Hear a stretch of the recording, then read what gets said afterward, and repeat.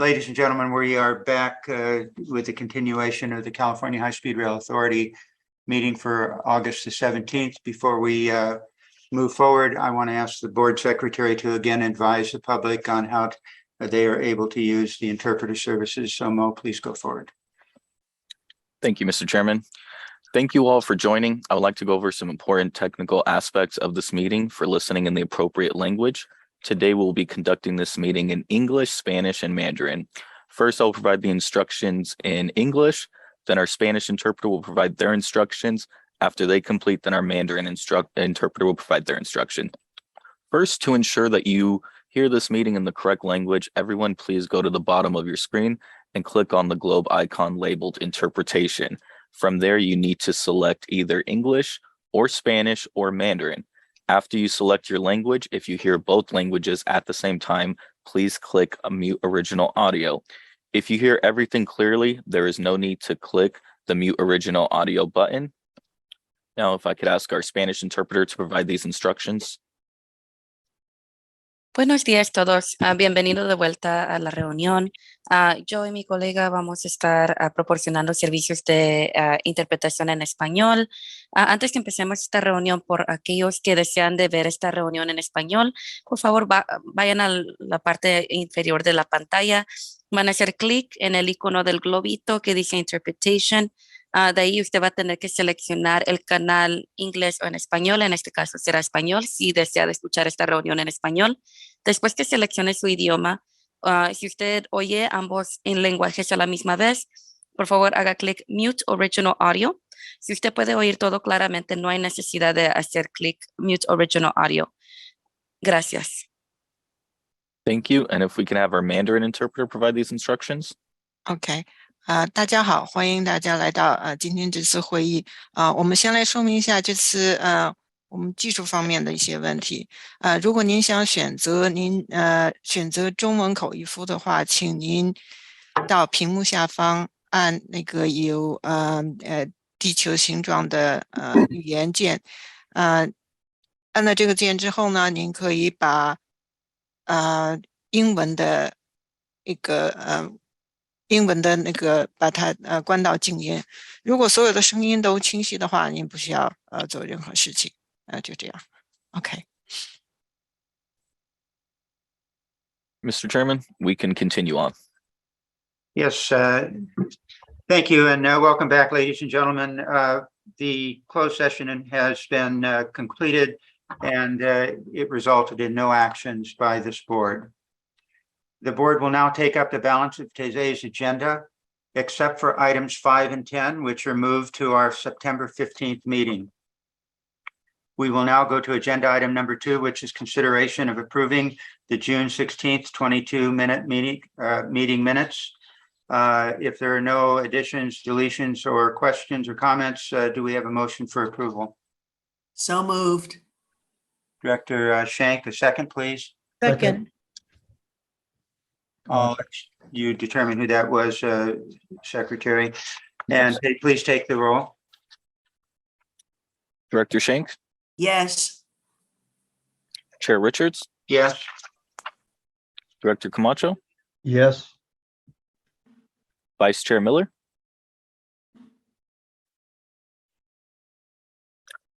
Director Preya? Yes. Director Guillemette? Yes. Director Scutia? Yes. Director Williams? Aye. Director Pena? Yes. Mr. Chairman, the motion carries. Thank you. And I'll now ask our CEO, Brian Kelly, to introduce the staff and to take care of a couple of other minor things before we move on to our agenda number 3. These comments as a introduction to item number 3. Brian? Yeah, thank you, Mr. Chairman. In just a moment, I'll introduce the staff to the presentation on the environmental document portion of the conversation for the San Francisco to San Jose segment. But as is our sort of tradition lately, is as we offer or talk about the certification of an environmental document for a segment, usually there is a welcoming video we get from the local elected official or officials. Remember that this meeting was originally going to be held in San Francisco in person. It was not. When we moved to virtual, we did receive a video from Mayor Breed from San Francisco, as well as State Senator Wiener, also representing San Francisco.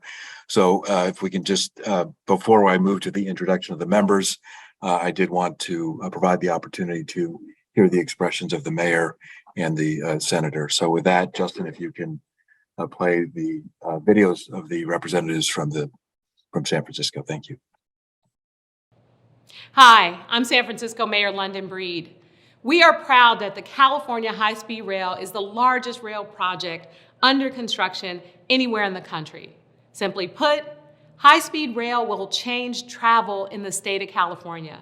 It will better connect those of us in San Francisco, the Peninsula, and San Jose with the Central Valley and Los Angeles. Connecting these major economic regions with fast, efficient, high-speed rail will foster more equitable employment and housing opportunities. It will help reduce the slow traffic on our highways and at our airports. Every mile traveled on electric high-speed rail is a mile not traveled by car or by airplane. Once high-speed rail is fully operating, it will be the equivalent of taking 400,000 passenger vehicles off our roads every year. And getting high-speed rail to San Francisco is important for our city and the people who live here. We have invested millions of dollars in our Salesforce Transit Center downtown to ensure you have a safe and welcoming place to land when you get here. Your meeting today represents a key milestone in bringing high-speed rail to Northern California. If this project is approved, it will move the Bay Area close to being shovel-ready and able to compete for new federal funding opportunities in the bipartisan infrastructure law. Thank you for coming together to make this a priority and the work that you do for California.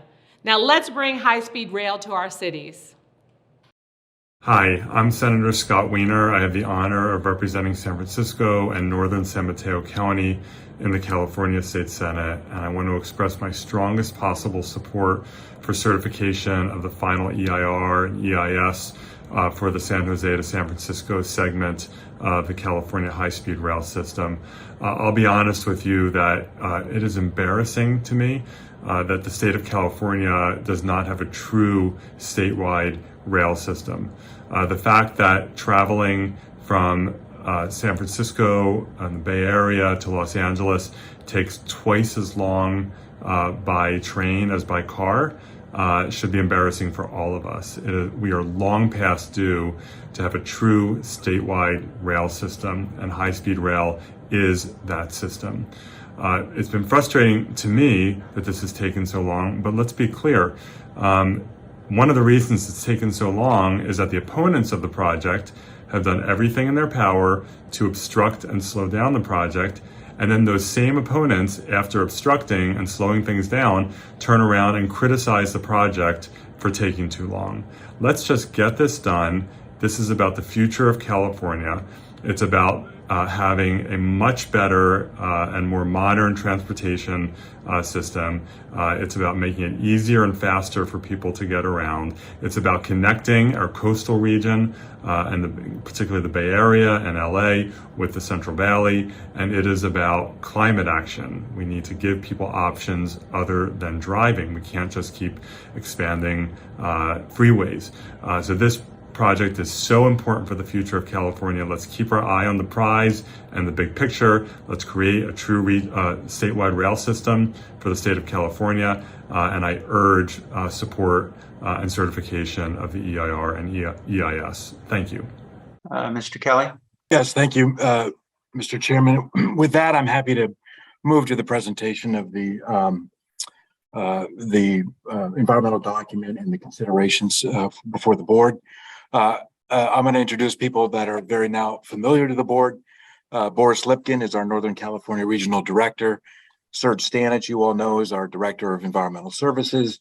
And Gary Kennerly has been our Northern California Director of Projects, who spoke to you about a couple of the other environmental documents that came before this board, the Central Valley Y, and of course the San Jose to Merced sections. So With that, Mr. Chairman, I'll ask those three, and we'll also have some assistance from our legal counsel, Min Ming Wu Mori, and our outside counsel from the firm of Remy Moose and Manley will also be available to participate in this presentation. So with that, let me hand it over to the team for the presentation. Thank you, Mr. Chairman. Thank you. Serge, it looks like, are you first up? I am first up. Thank you. Thank you, Mr. Kelly. Can we pull up the presentation? Okay, thank you. Good morning, members of the board, Chairman Richards. This morning we'll be presenting for your consideration the staff recommendation to approve Alternative A for the San Francisco to San Jose project section for the California High-Speed Rail program. Next slide, please. I'll begin by going over an agenda for today's discussion. First, we'll identify the key points of the presentation. We'll provide an overview of the project and the preferred alternative, provide a history of the development of the alternatives and how the preferred alternative was identified. We'll provide an overview of the EIR/EIS that was prepared to support consideration of the project. We'll also provide discussion of the key issues of public comment on the project and provide an overview of the comments we received and how we addressed them in the document. Next slide, please. So for key points, the San Francisco to San Jose project section will build upon improvements already underway by Caltrain and partly funded by the high-speed rail program with the Caltrain electrification project. The project would be a blended system where high-speed trains operate and share the same infrastructure with the local service provider Caltrain, as well as Union Pacific Railroad on a primarily two-track system located mostly within the existing rail corridor. The blended system takes advantage of the existing rail right-of-way, which reduces impacts to surrounding communities. The project provides important safety modifications at existing at-grade crossings and will provide important improvements to increase speeds in the corridor for both high-speed train and Caltrain from the current 79 miles per hour to 110 miles per hour. This project will connect major employment centers of the San Francisco Bay Area to the Central Valley in Southern California, decreasing travel time and vehicle miles traveled, improving air quality, mobility, and helping to balance housing with employment opportunity. Finally, the final EIR/EIS provides a thorough evaluation of the project's environmental effects. It's been supported with extensive coordination and outreach to the communities that will be affected and served by the project, and serves as a robust and transparent decision-making document. And with that, I'll pass it to Boris to go over the history of the project and our preferred alternative.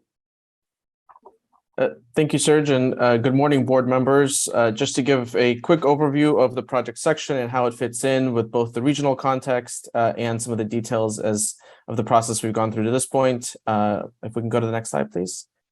So this is just to give an overview of where we fit in with the various building blocks, just as we have across the entire state. In Northern California, we have different pieces of the high-speed rail system at different stages of development. And so we have everything from the Salesforce Transit Center, which is already in operations and is a wonderful facility. We have the electrification project that's in construction and expected to be finished in 2024 for the corridor between San Francisco and San Jose. The downtown extension is the rail tunnel connecting from the rail corridor to the Salesforce Transit Center, which is currently in pre-construction stages. And then in April, the board approved the San Jose and Merced project section. And today we'll be talking about the San Francisco to San Jose project section. All of these are the pieces of the system that fit together to make the high-speed rail system in the region. And all of them are also components of the regional vision for rail in the corridor that's encompassed in Plan Bay Area 2050, the regional long-range plan. And so really, this is just one component of that entire system and network. If we go to the next slide, please. This is a map that's out of our business plan, and this really just shows the connectivity between our system and the existing transit services in the Bay Area. And so it overlays this section specifically, and of course our extension in San Jose and Merced on that network and those key connectivity hubs. And so if you click one more time, what we're talking about is the blended service on the Caltrain line. That's the pink and dashed white line that us sharing tracks and infrastructure with Caltrain. We have key connections, if you click again, at both our Millbrae SFO station, which ties us into Caltrain, the BART system, and the connection to San Francisco International Airport, which is both, of course, has the long distance travel across the country and around the world, as well as a major employment hub with over 40,000 employees that work there every single day. And then finally, in San Francisco, if you click one more time, we have an interim terminal at the 4th and King station, which is the current Caltrain terminus, but with a planned connection ultimately to the Salesforce Transit Center through that downtown extension project that I mentioned that will be our key northern terminus at the end of the day. Next slide, please. So again, setting the context of where we fit in and where this environmental document sits with other things going on in the Caltrain corridor. I think the thing to understand is that the corridor has been undergoing a transformation and evolution through a series of capital projects and improvements that have been ongoing for quite a while. So starting on the top line, the Caltrain electrification project, the planning for that goes back to the 1990s. But really, it got a major kickstart with that yellow dot in the middle of the high-speed rail line when we switched to a blended system in 2012. This was done through a 9-party MOU with a variety of regional partners as well. Then it was codified in Senate Bill 1029. And that provided the foundation for us sharing the infrastructure and and helping Caltrain move forward on the electrification project. So they went through environmental clearance work for that project from 2013 to 2015, and then they broke ground in 2017. And that's sort of the construction that you see on the top line that's slated to complete in 2024. What we did at that point was having kind of that as that project was advancing, we started to work with Caltrain on blended system planning and identifying the infrastructure that would be needed in the corridor beyond the electrification project in order to serve the high-speed rail system. And that process resulted in a restart of our environmental document and the environmental process in 2016. And we're here at the tail end of it, having published the final environmental document earlier this year. Now, the last thing to mention is that bottom line, again, the corridor is not static, and you can sort of see the evolution from vision to planning and development and then to construction that's been going on. But Caltrain took some of that work out of the blended system planning and built on that as part of their, they went through a process to develop a business plan and ultimately a service vision for what they would like to see as their long-range vision for how they can increase service in the corridor. Of course, we're a part of that, and it really builds on as an incremental next step of both capital projects and service plans for what the corridor can look like in the future. And so all of these things fit together. Of course, the environmental document before you today is one component of this overall evolving transportation corridor. Next slide, please. So just focusing on the process that we've gone through, as I mentioned, we revised the scoping and started working on the environmental clearance for the blended system in 2016. We then identified a preferred alternative in 2019. The draft environmental document was issued in 2020 for public circulation. We'll talk more about some of the feedback that we received on that, of course. And then in 2021, we issued a revised draft and supplemental draft environmental document focused on some changes to listed species, as well as adding a design variant for the Millbrae SFO station. And then we're here today in 2022 with the final environmental document before you. Next slide, please. As Serge mentioned, community engagement has been a critical part of this process.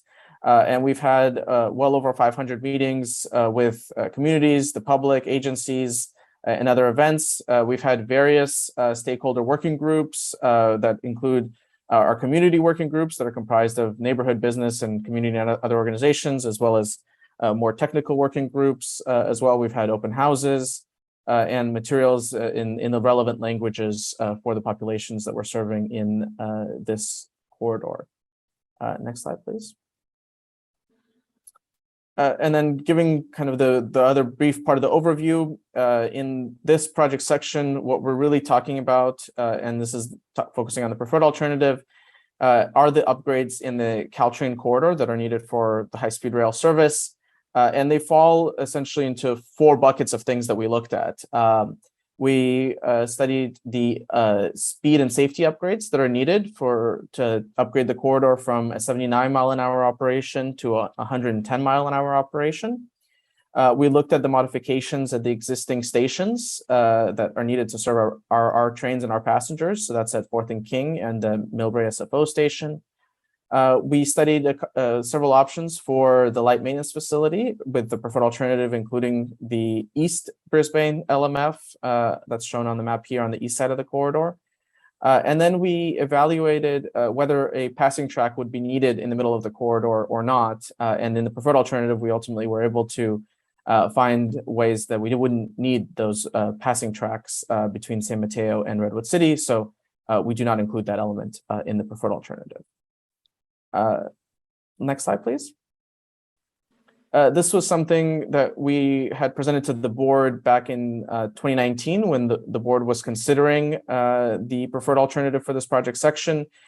And this is a very summary kind of snapshot of the basis for our recommendation at the time, which has been maintained, of why the alternative A is the preferred alternative relative to alternative B. With the proposed improvements that we have in this alternative, we have fewer displacements. We have fewer impacts on wetlands, aquatic habitats, and natural resources. So we're protecting the key environmental considerations. And this alternative is better aligned with that Caltrain service vision. The passing track and the other alternative is not something that Caltrain is envisioning for the corridor. And so this is a better incremental step towards Caltrain's ultimate goals for the corridor as well. Next slide, please. And then before I hand it over to Gary, we have received, since we published the final environmental document back in June, we have received a variety of feedback. All of that has been provided to the board, of course. And so this is a few of the highlights. We have also just in the last couple of days received additional comments as well that were part of the package, including from the San Francisco Chamber of Commerce, from a coalition led by SAMCETA in San Mateo County, as well as comments from Brisbane that were pretty extensive, and the property owner on the Brisbane Baylands as well that came in just yesterday. So of course, all of that's been provided, and I'm sure we'll hear more in public comment from some of those stakeholders, and I'm sure others who will choose to weigh in in today's meeting. With that, I think if you go to the next slide, this is where I hand over to Gary, and he'll cover some of the history on how we developed the alternatives and what was ultimately studied in the environmental document. Well, thank you, Boris, and welcome board members. As Boris said, I'm just going to review the development of the alternatives. So if we go to the next slide. So in 2005, the program environmental document selected the Caltrain corridor as recommended for further study on how to connect the Bay Area to the Central Valley. The 2005 document, although it identified the Caltrain corridor to connect from San Francisco to San Jose, actually recommended further study on the connection from the Bay Area to the Central Valley. Now, that study was completed in 2008. It was the Bay Area to Central Valley Program, EIR-EIS, and that study identified the Pacheco Pass as the preferred corridor to connect to the Bay Area to maximize, again, the use of the Caltrain corridor, and it also minimized environmental impacts and property needs compared to the Altamont Pass corridor. The Pacheco Pass also has fewer impacts on wetlands, water bodies, and on the environment when compared to the Altamont Pass, especially since that included a crossing of the bay. And the Pacheco Pass also had operational benefits, including shorter travel times between the South Bay and Southern California. Next slide. The preliminary studies looked at in the 2008 program were really looking at dedicated, fully grade separated alternatives, but we also looked beyond the rail corridor looking at other available transportation corridors. In this area, these are primarily along Interstate 280, shown in red in the exhibit, and also along US 101, which is shown in green. The I-280 corridor, the geometry of the interstate, the horizontal curves and the vertical curves really do not support high-speed rail design criteria, which would result in the need for extensive structures or tunnels, with resultant impact to protected open space and visual quality. And in addition, given the more rural characteristics of 280, it did not meet the goals for the intermodal interconnectivity that we have for high-speed rail. Looking at US 101, it's a very highly developed corridor, and property impacts of widening the freeway in that dense urban corridor would result in very high property displacements. In addition, considering US 101 is already grade separated, we would be required to construct very tall structures to avoid those existing grade separations. In less developed areas where US 101 runs along the bay, there would be substantially greater wetland impacts to the bay as a result of widening 101. So in consideration of the additional environmental and property impacts associated with the 280 and 101 corridors, again, in 2008, the Caltrain corridor was selected as providing the best balance of operations and environmental impacts. Next slide. So these preliminary studies are all based on a fully grade separated 4-track system that raised or lowered all the streets or the rail line. Given how the neighborhoods have developed around the rail corridor and with dense development, the property impacts were substantial with these dedicated corridors. And listening to feedback from the community, we heard concerns over property impacts, traffic circulation, and also disruption during construction. So in response to these concerns, the authority's 2012 business plan introduced the concept of blended operation in the Caltrain corridor to reduce property displacements. As Boris mentioned, this led to the development of the 9-party Memorandum of Understanding with regional transportation and local agencies that moved the focus to developing a blended service planning. And this was further codified in Senate Bill 1029, which also appropriated the funds for blended system planning subject to agreement with the local agencies. Next slide. So the blended system has Caltrain and high-speed rail combining operations predominantly on the existing 2-track system within the rail corridor. With this shift to blended service, we worked closely with Caltrain on service planning and operations, and we looked at a range of infrastructure improvements, passing tracks, and station locations. As a result of that analysis, we actually eliminated a mid-peninsula station due to community feedback. And through the service planning, we identified a short middle 4 passing track for analysis in the environmental document. Next slide. Other features that we needed to consider as part of the alternative was a light maintenance facility. This facility is needed to be close to the terminal station in San Francisco to be able to store trains overnight, clean them to be ready for service the next day, and also conduct regular maintenance. Many factors were considered in evaluating locations. We were looking for efficient operations, approximately 100-acre site close to the terminal station with access to the rail corridor at both ends. We were also looking for sites that did not conflict with other regional transportation uses and preferably large areas or large parcels or open areas. And the blue dots on the screen show the location of the 13 sites we evaluated during the screening process. Next slide. What is shown here is the evaluation of the sites that were eliminated. Through the screening process, we assessed each site for any operational deficiencies, first of all. We then looked at the site's availability to avoid conflict with existing transportation uses. And then we evaluated environmental impacts, including traffic circulation, community disruption, aquatic and biological resources, cultural resources, and other differentiating factors. And as shown on this table here, you can see that each of the eliminated sites had multiple impacts and hence removed from further consideration. Next slide. So as a result of the site evaluation process, the two Brisbane Bayshore sites were advanced for analysis in the EIR EIS. Both these sites meet the operational requirements. They do not conflict with other regional transportation uses and have low environmental impacts and are shown with the green check marks in the exhibit. Next slide. What we have here are the aerial views of the maintenance facilities that were evaluated in the environmental document. They are approximately 100 acres. They are in close proximity to San Francisco and able to serve the Northern Terminal Station. Operations will include inspecting, cleaning, servicing, and storing high-speed rail trains. In addition, there are office buildings and parking for employees and visitors, and storage areas for ballast and other materials. One important factor is we are looking to develop the buildings to be zero net energy and also be resilient for climate change and adaptation.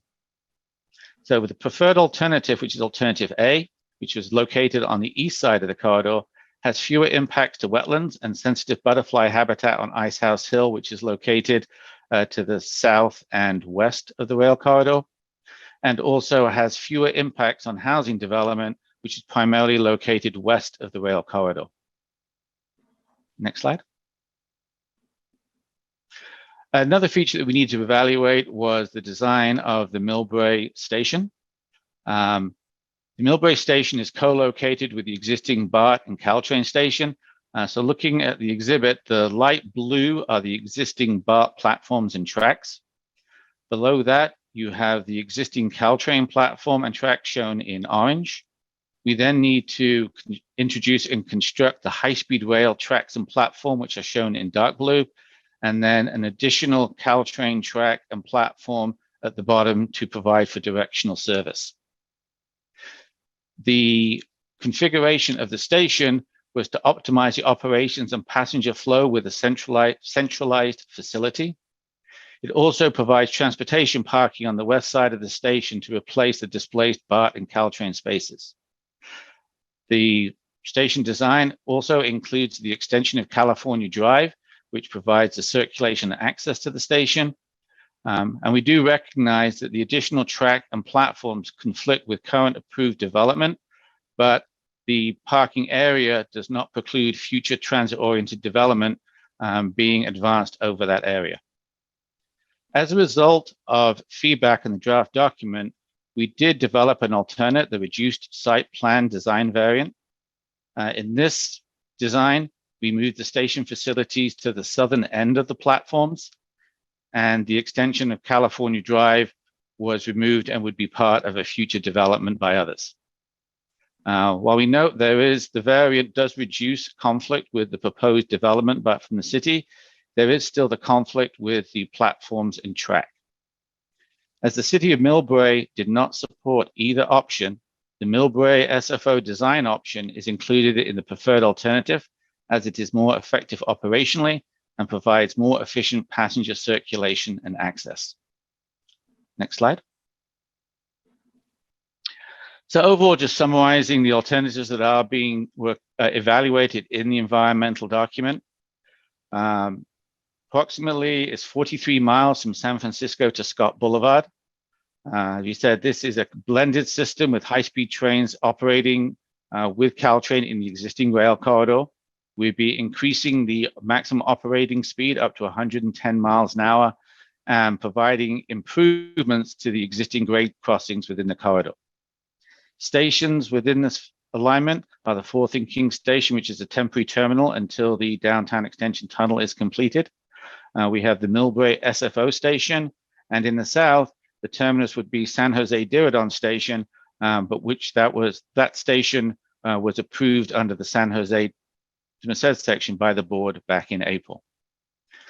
So the two alternatives that were studied were alternative A, which is the preferred alternative, and this uses the East Brisbane Light Maintenance Facility and does not include the passing tracks. And alternative B uses the West Maintenance Facility and does include the passing tracks.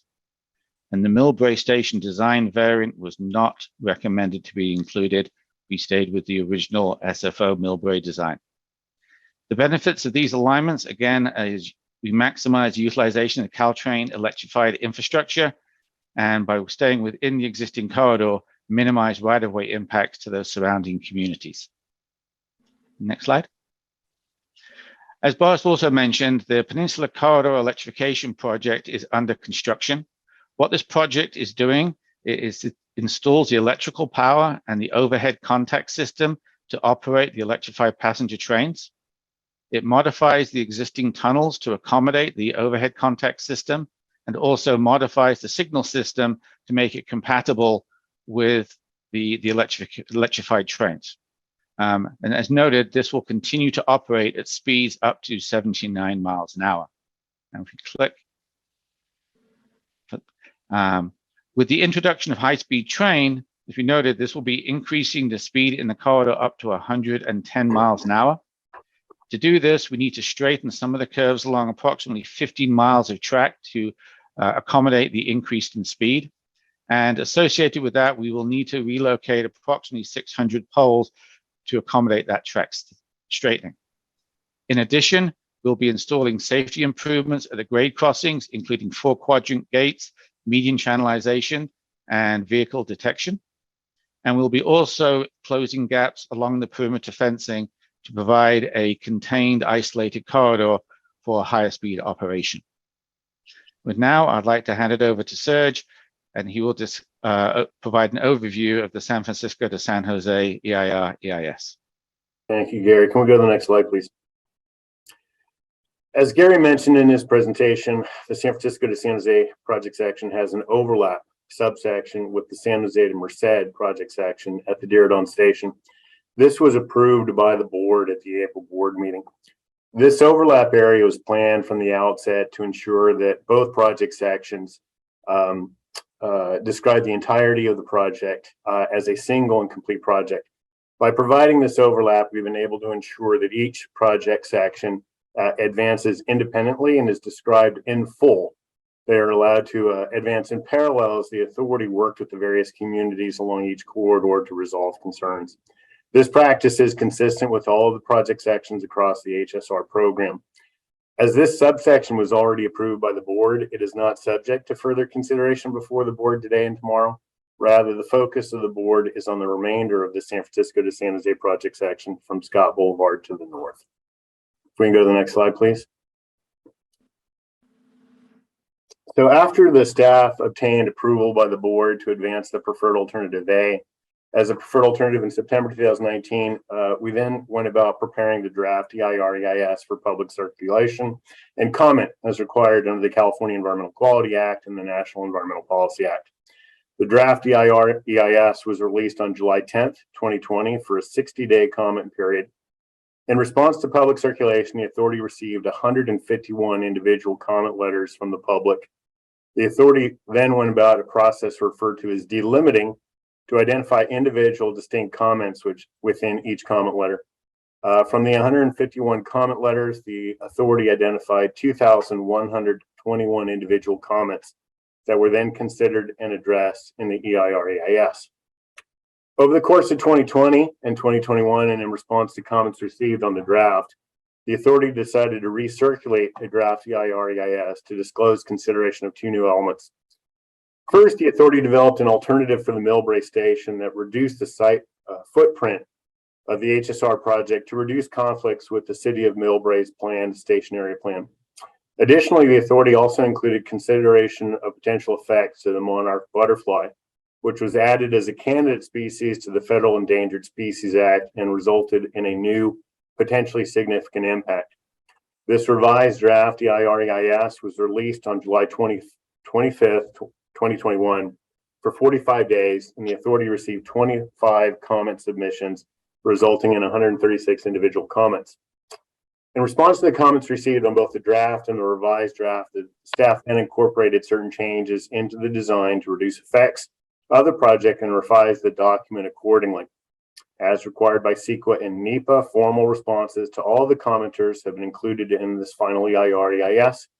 The comments received, which was released on June 10th, 2022, and before the board today for consideration for your approval. If we can go to the next slide, please.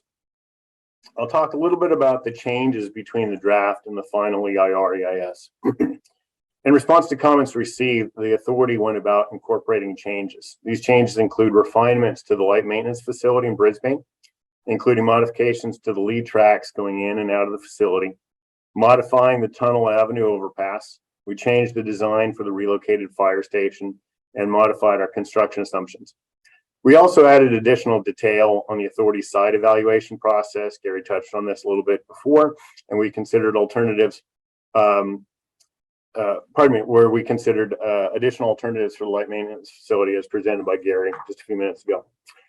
We also added additional traffic mitigations throughout the corridor, which was done in coordination with the local municipalities.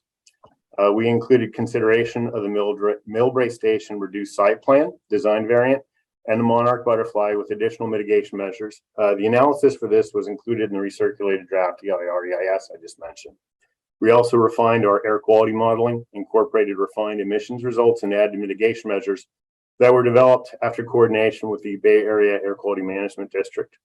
We provided additional clarifications regarding noise mitigation and working with municipalities to develop quiet zones. And we refined our safety and security mitigation measures. If we can go to the next slide, please.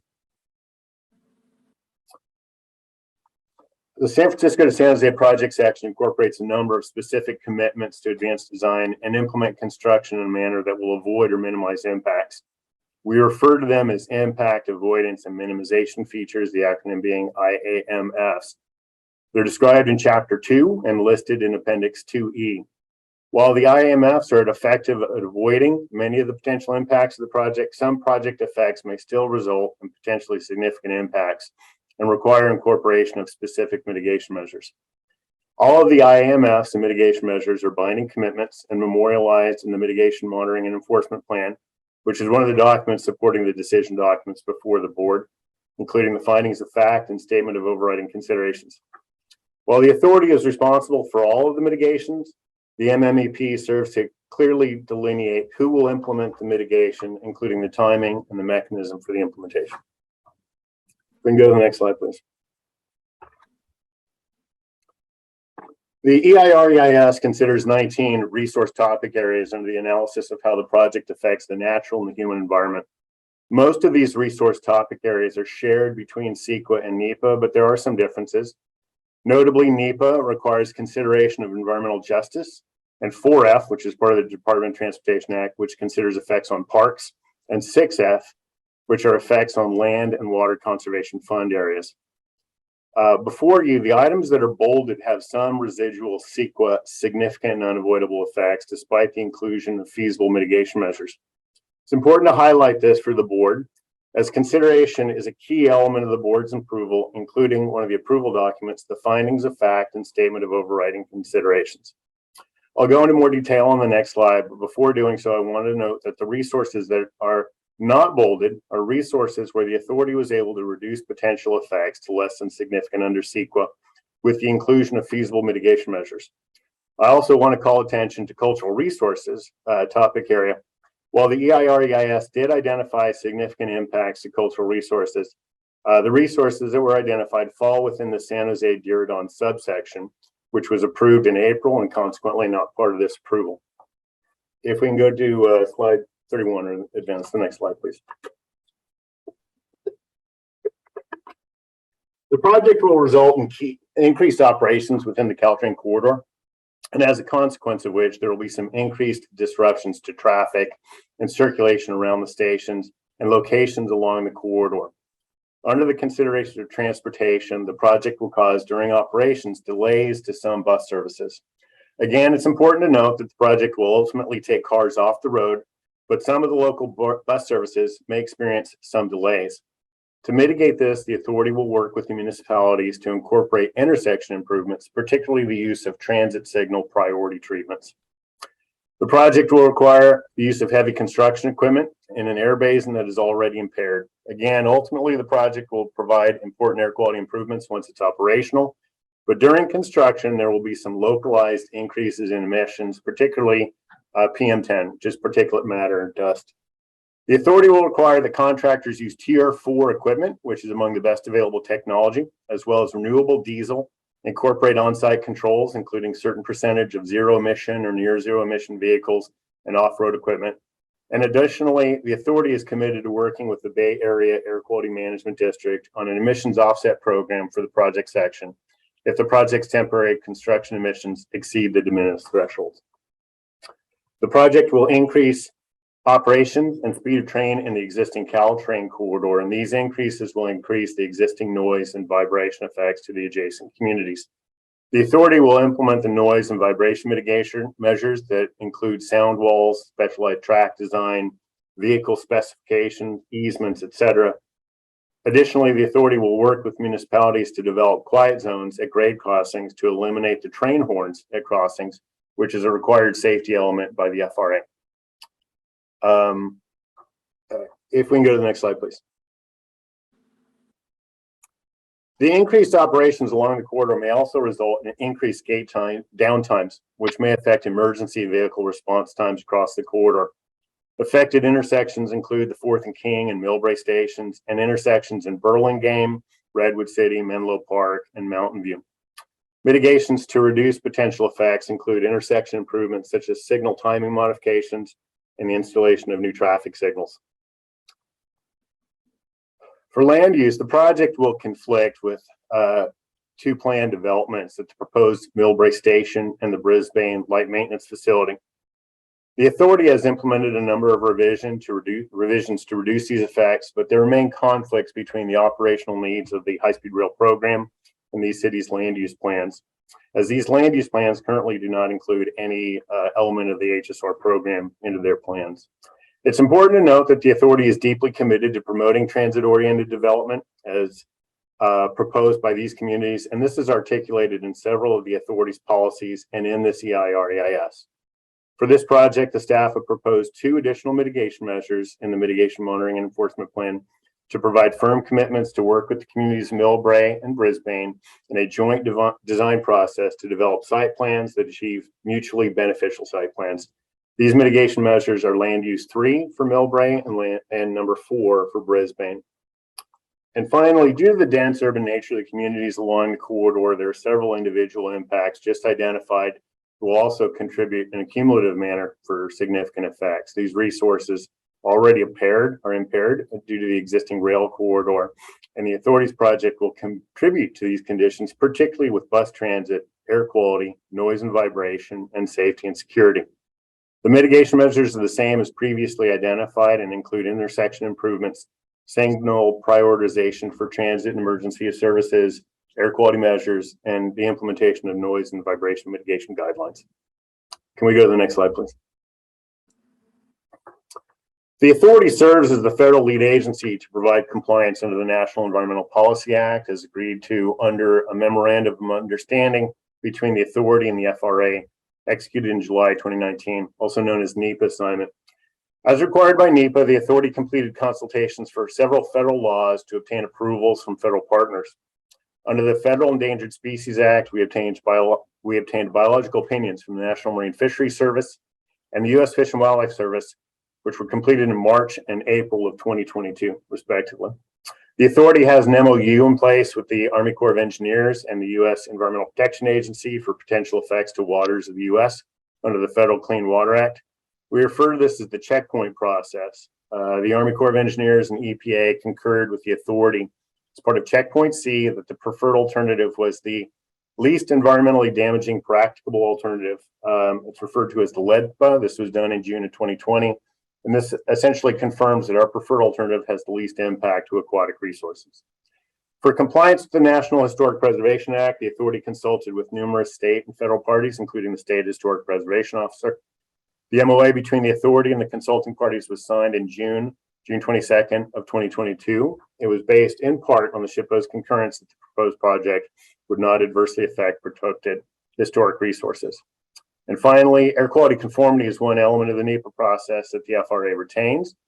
The FRA signed the general conformity determination on July 28, 2022. The FRA found that this project's projected air quality emissions would not exceed the de minimis thresholds even during construction. This is a first for the HSR project section.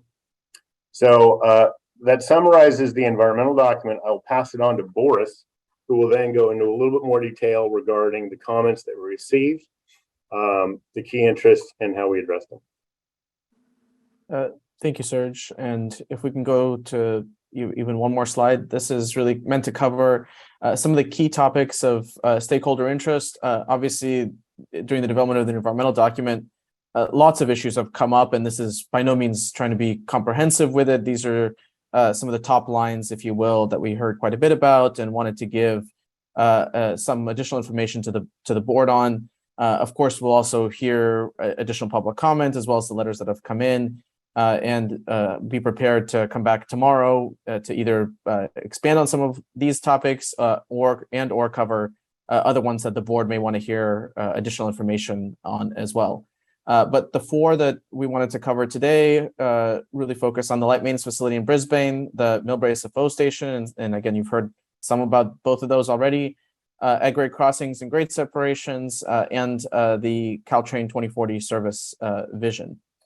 So if we go to the next slide, please. This is building on some of what Gary presented and kind of trying to explain a little bit more about the interaction with the general plan amendment that the city approved back in 2018. Essentially, the city approved the plan that would include mixed use that allows residential development on the northwest corner of the site that's shown in orange. This is the Brisbane Baylands site that's about 600 acres in total.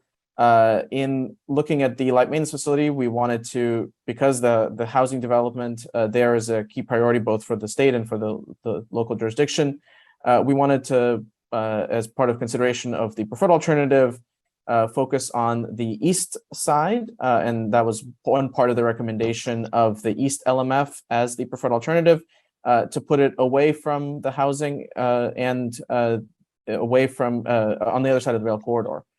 And so that alternative has a much less impact on the housing development. Next slide, please. This is the second piece, and again, Gary mentioned this briefly, but Icehouse Hill is shown in the middle of the rendering here, which is the sensitive wildlife habitat that we have in this location. And so by putting the LMF again on the other side of the tracks, we're avoiding impacts that the West LMF would have had on this sensitive area. Next slide, please. As I think the board will be aware, we did get extensive feedback on the draft environmental document from the city of Brisbane. In response to those comments, as well as others, we made modifications around the LMF between the draft and the final.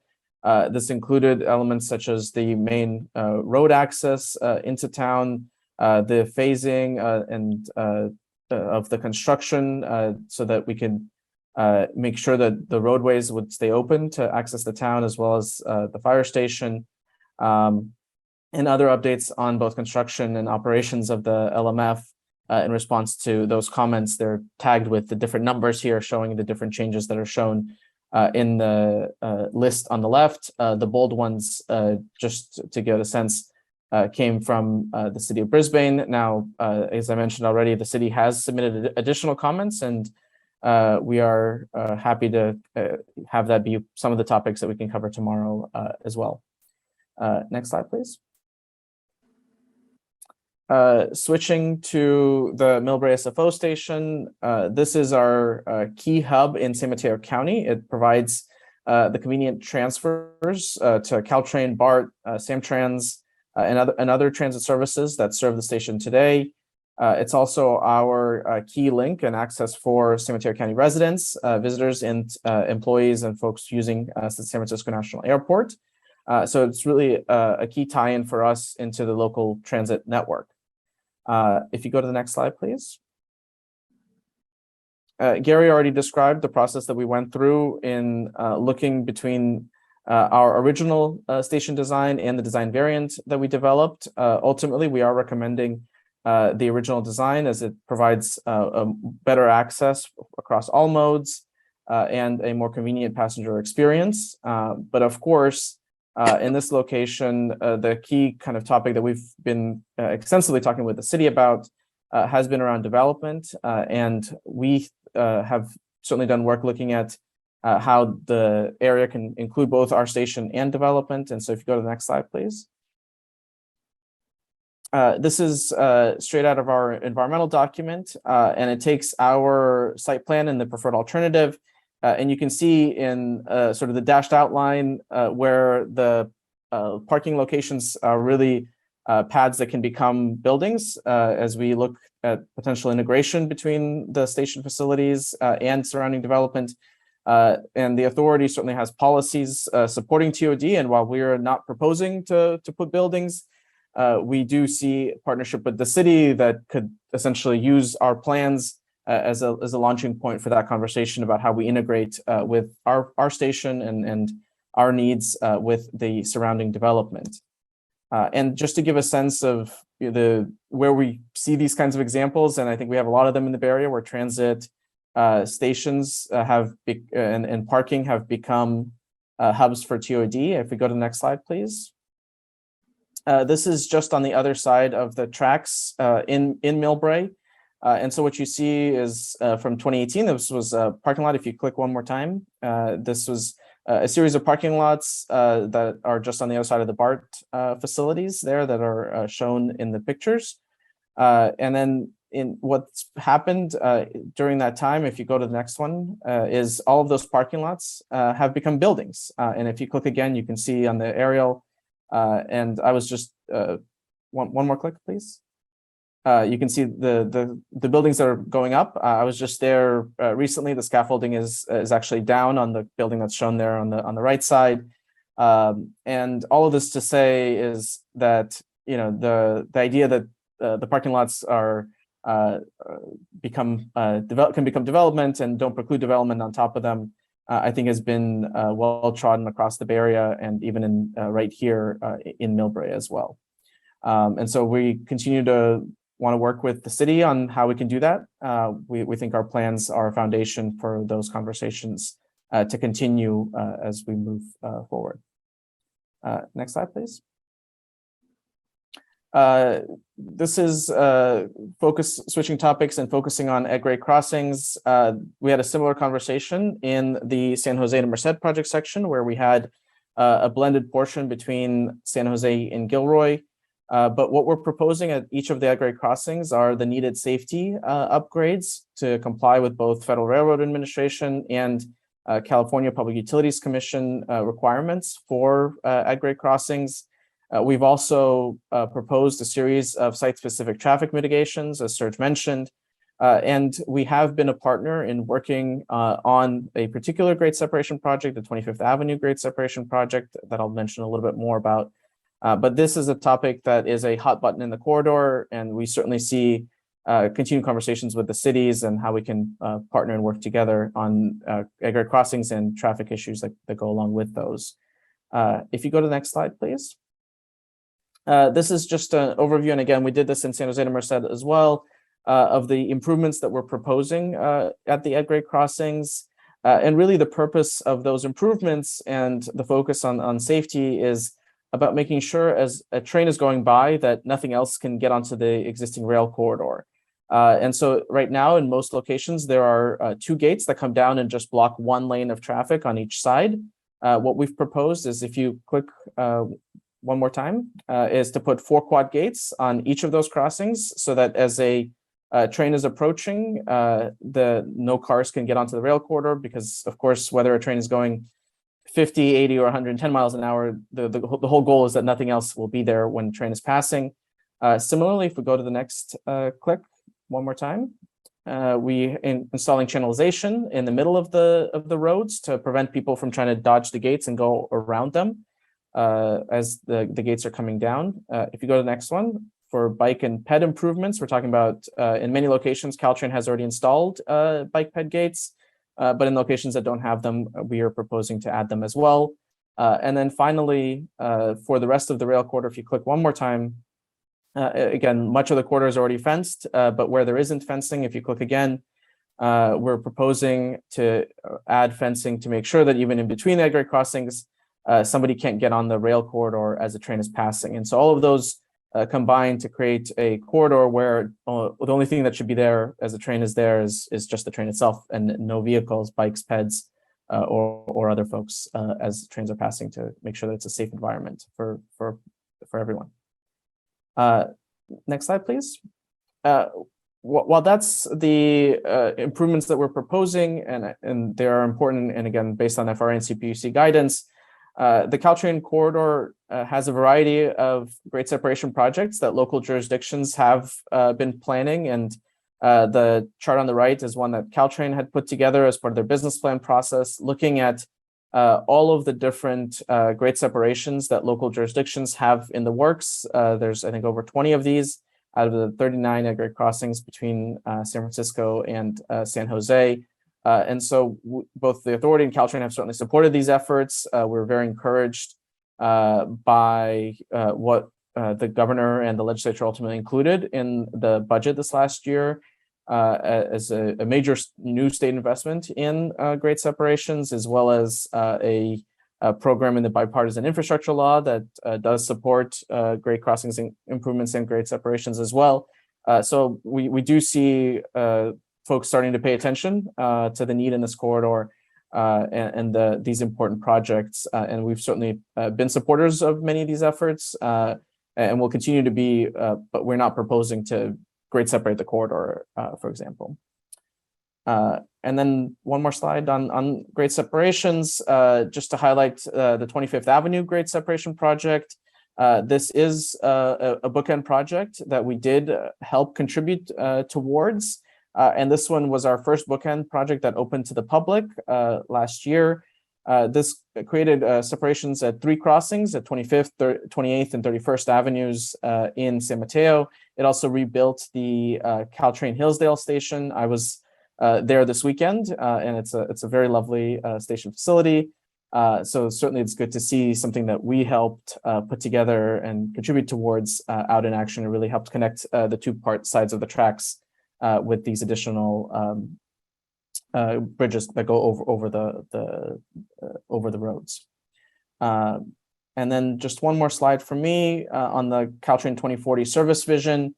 This is, as I mentioned in the beginning, part of Caltrain's business plan process. They developed a service vision of what they would like to see their service like in the future, both in terms of the volume of service, the types of service that they would like to run, and some potential additional infrastructure that might be needed for that continued blended system operations under that environment. And so we've certainly been part of that process and been supporting those efforts. Some of the comments that we got suggested that the authority should be the one to be environmental clearing some of those improvements. But those are really beyond the scope of what we're talking about in terms of the needed infrastructure to add high-speed rail. But again, we're very cognizant of this and working with Caltrain as that continues to be developed. We have a process to continue that collaboration beyond just this environmental document, of course, as well. With that, I think that's the quick overview of some of these key issues. I'll turn it back to Serge for a wrap up, and then, of course, we'll be ready to hear both from the public and the board. Thank you, Boris. So we spent the last hour talking about what the project is and how we've developed it in the environmental document, but we'd like to close on what the benefits that this project will actually bring. With respect to mobility and connecting people, the project advances and expands electrified passenger service in a corridor where currently only diesel service exists today, and it accelerates that from the 79 miles to 110. This will reduce travel times and increase statewide accessibility, both to the high-speed rail program, but also to local transit.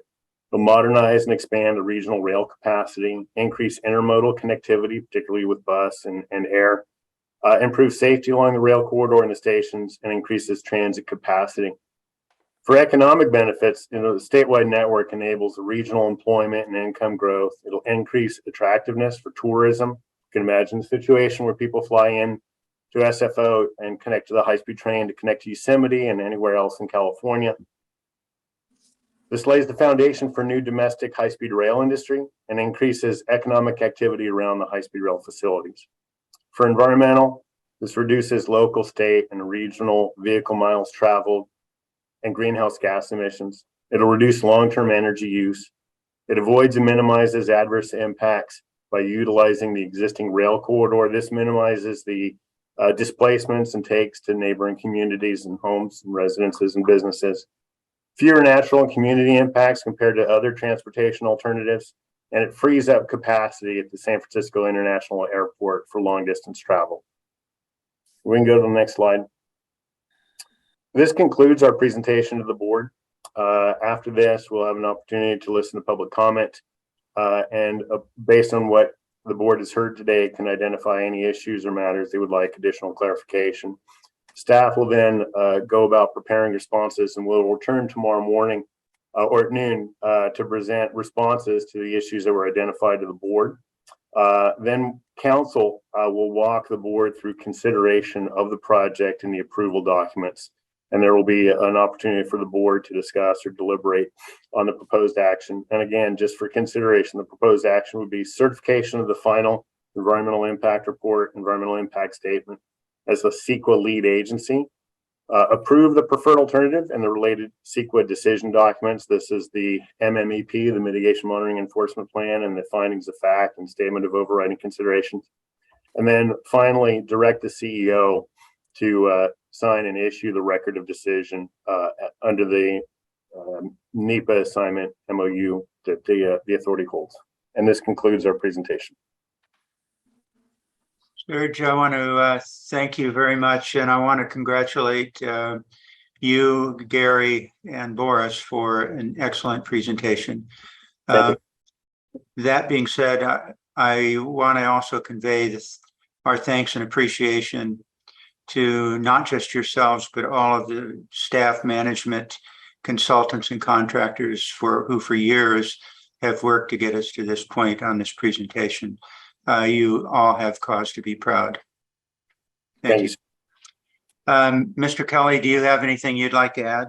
No, Mr. Chairman, I would just echo your appreciation to the staff and the consultant team that put together the fine presentation. As you said, been working for years on the environmental document in this corridor. That's all I would add at this time. Thank you. It's as good as we've ever seen, I can say that.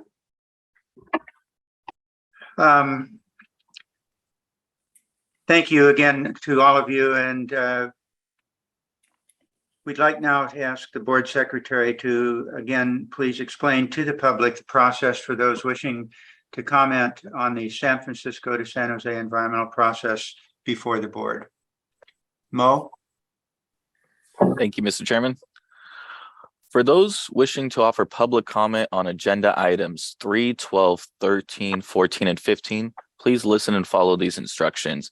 If you are logged into this meeting via the Zoom application, please use the raise your hand feature typically located at the bottom of your screen so that I may call on you to provide your comment. If you're dialing in by phone, pressing #2 will raise your hand and put you into our queue. Speakers will be called in the order that their hand is raised. Once you've been in the queue and your name is called, in the web meeting, please click the prompt on your screen to allow your microphone to be unmuted. On the phone, we will call on you by the last 4 digits of your phone number. At that point, you'll hear a message that you are being unmuted. Once unmuted, it'll be your turn to speak. Please slowly and clearly say and spell your first and last name, and if applicable, state the organization you represent. After your introduction, each speaker is allotted 2 minutes to provide their comment. I will interject at 1 minute and 45 seconds to provide a 15-second warning. Our court reporter is on the line to record these comments. If they need you to spell or repeat something, they may interject. I will notify you when your time is nearly up. At the end of your comment, we will disable your microphone. However, you're welcome to stay on the line to continue watching or listening to this meeting. Thank you, Mr. Secretary. And now we can please move forward with the comments themselves. Mr. Chairman, first up for public comment, we have Bart Pantojo. Bart Pantojo. Mr. Toda, welcome. I believe I'm unmuted. Can you hear me? We hear you now. Excellent. Yes, my name is Bart Pantoja. I am the business manager of the Building and Construction Trades Council of San Mateo County. I represent 16,000 members of the trades who live and work in San Mateo County. We're in support and excited to continue this work to connect the state of California and improve these connections.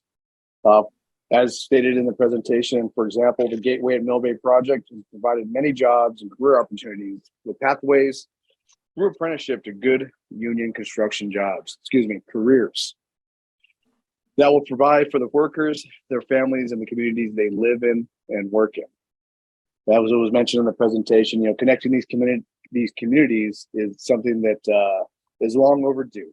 So again, the building trades of San Mateo County are in support to continue to progress this high-speed rail. Thank you. Thank you, sir. Mr. Chairman, next up for public comment, we have Gina Poppin. Gina Poppin. Good afternoon. Unmute. Good afternoon. Thank you very much. My name is Gina Pappin. I am the Vice Mayor in the city of Millbrae. We have been in discussions for a very long time and not really productive discussions. Millbrae is an intermodal center, the largest intermodal center west of the Mississippi.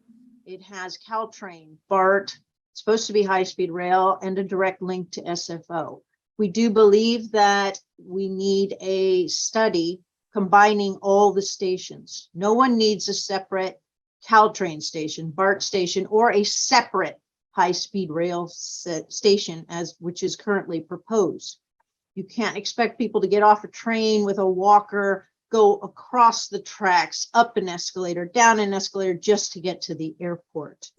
We believe that a study should be conducted by an independent source involving SFO, BART, Caltrain, high-speed rail, all the operators, and the city of Millbrae.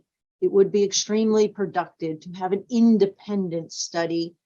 Right now, the alignment of the proposed tracks does interfere with housing units that have already been approved by the city of Millbrae. We support high-speed rail, but it needs to be done correctly.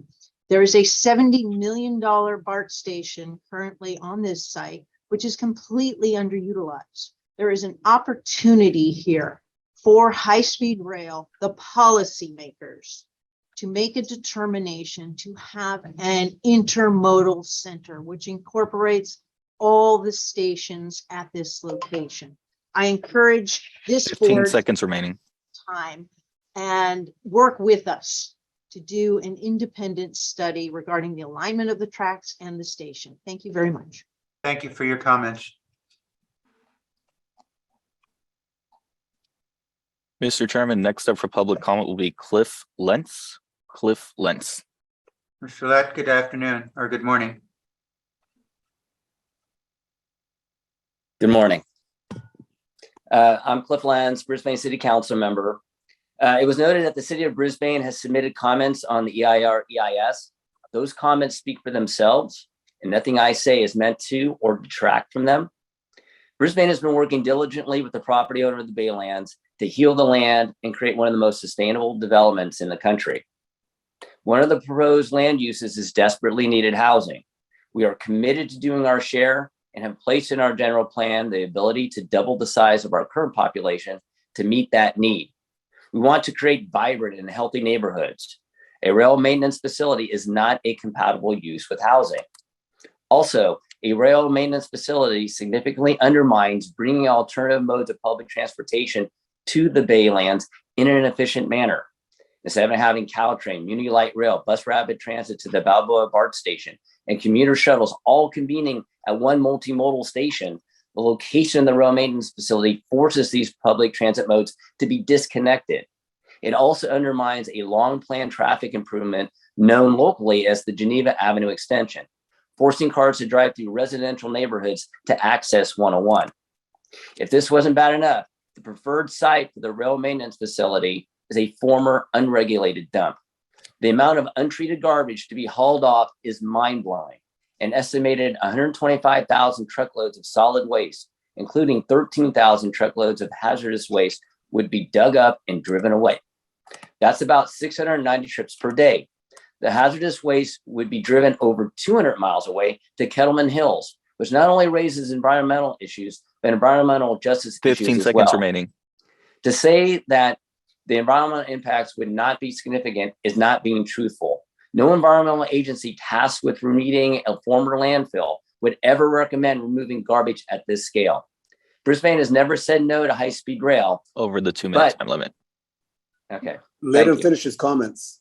That would be great. Thank you so much for that. Yeah, just in closing, Brisbane has never said no to high-speed rail.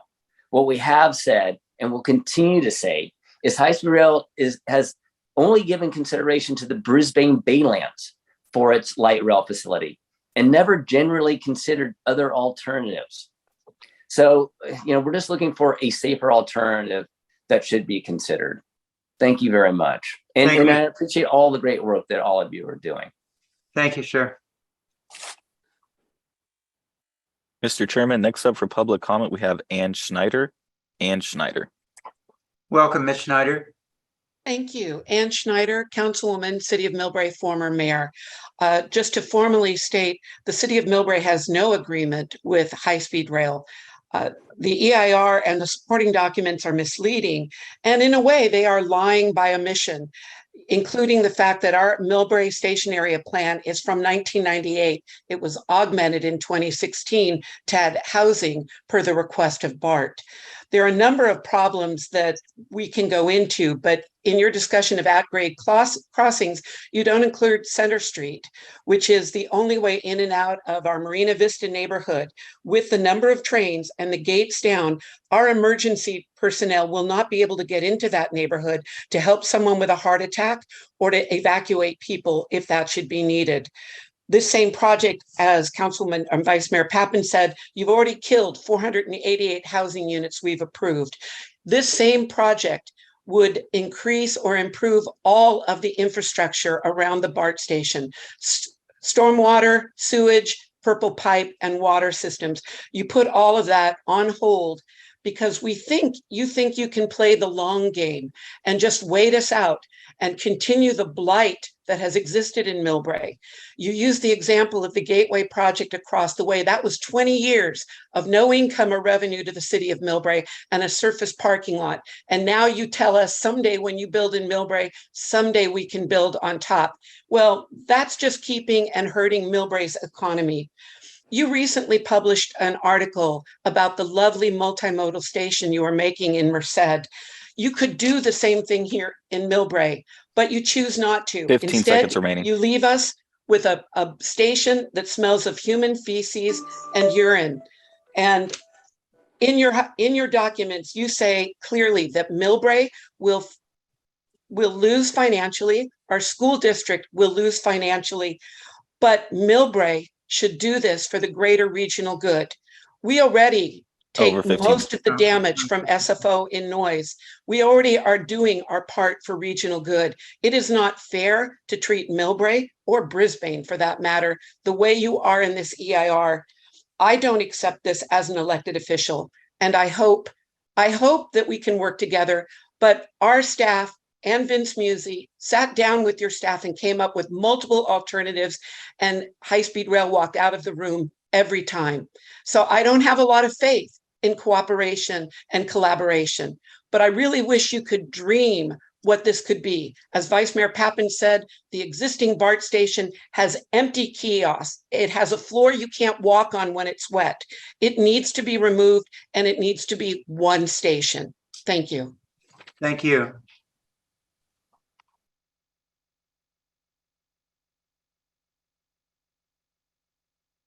Thank you, Mr. Chairman. Next up for public comment, we have David Schwagel. David Schwagel. Mr. Schwagel.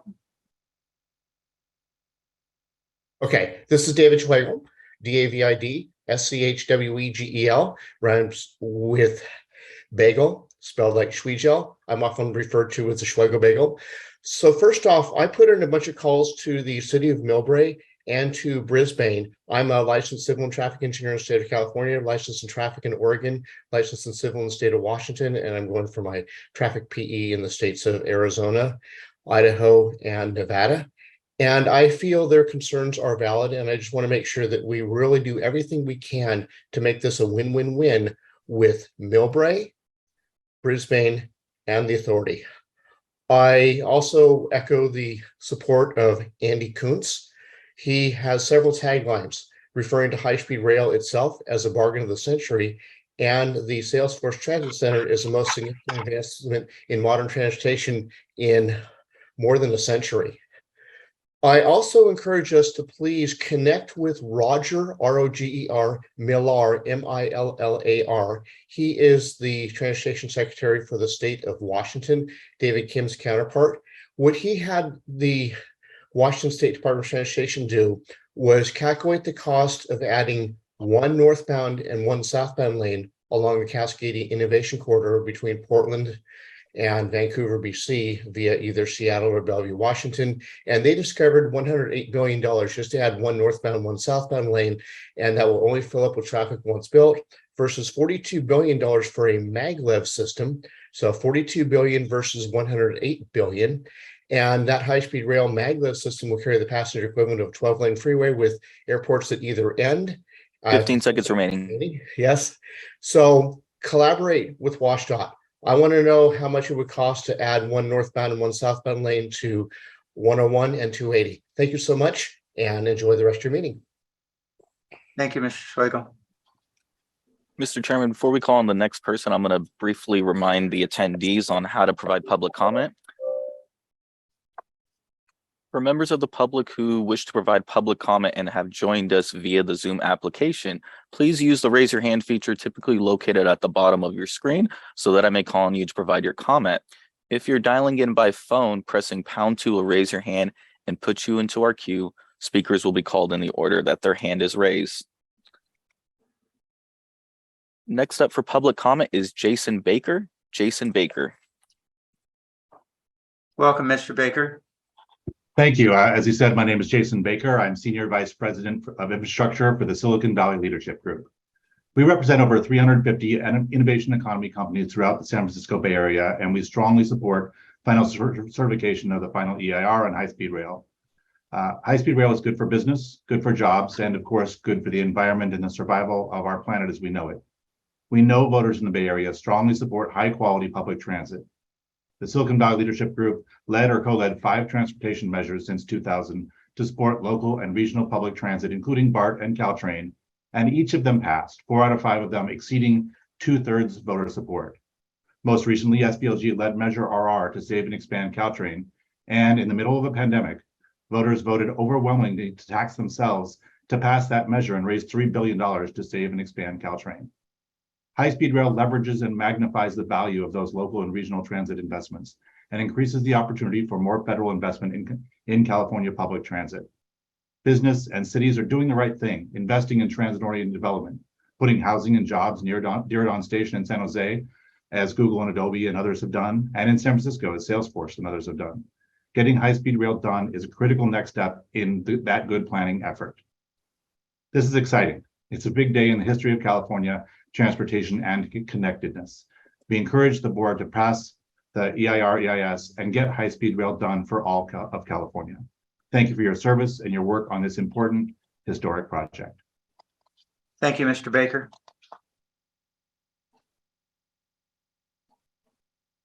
Mr. Chairman, next up for public comment, we have MB. Welcome.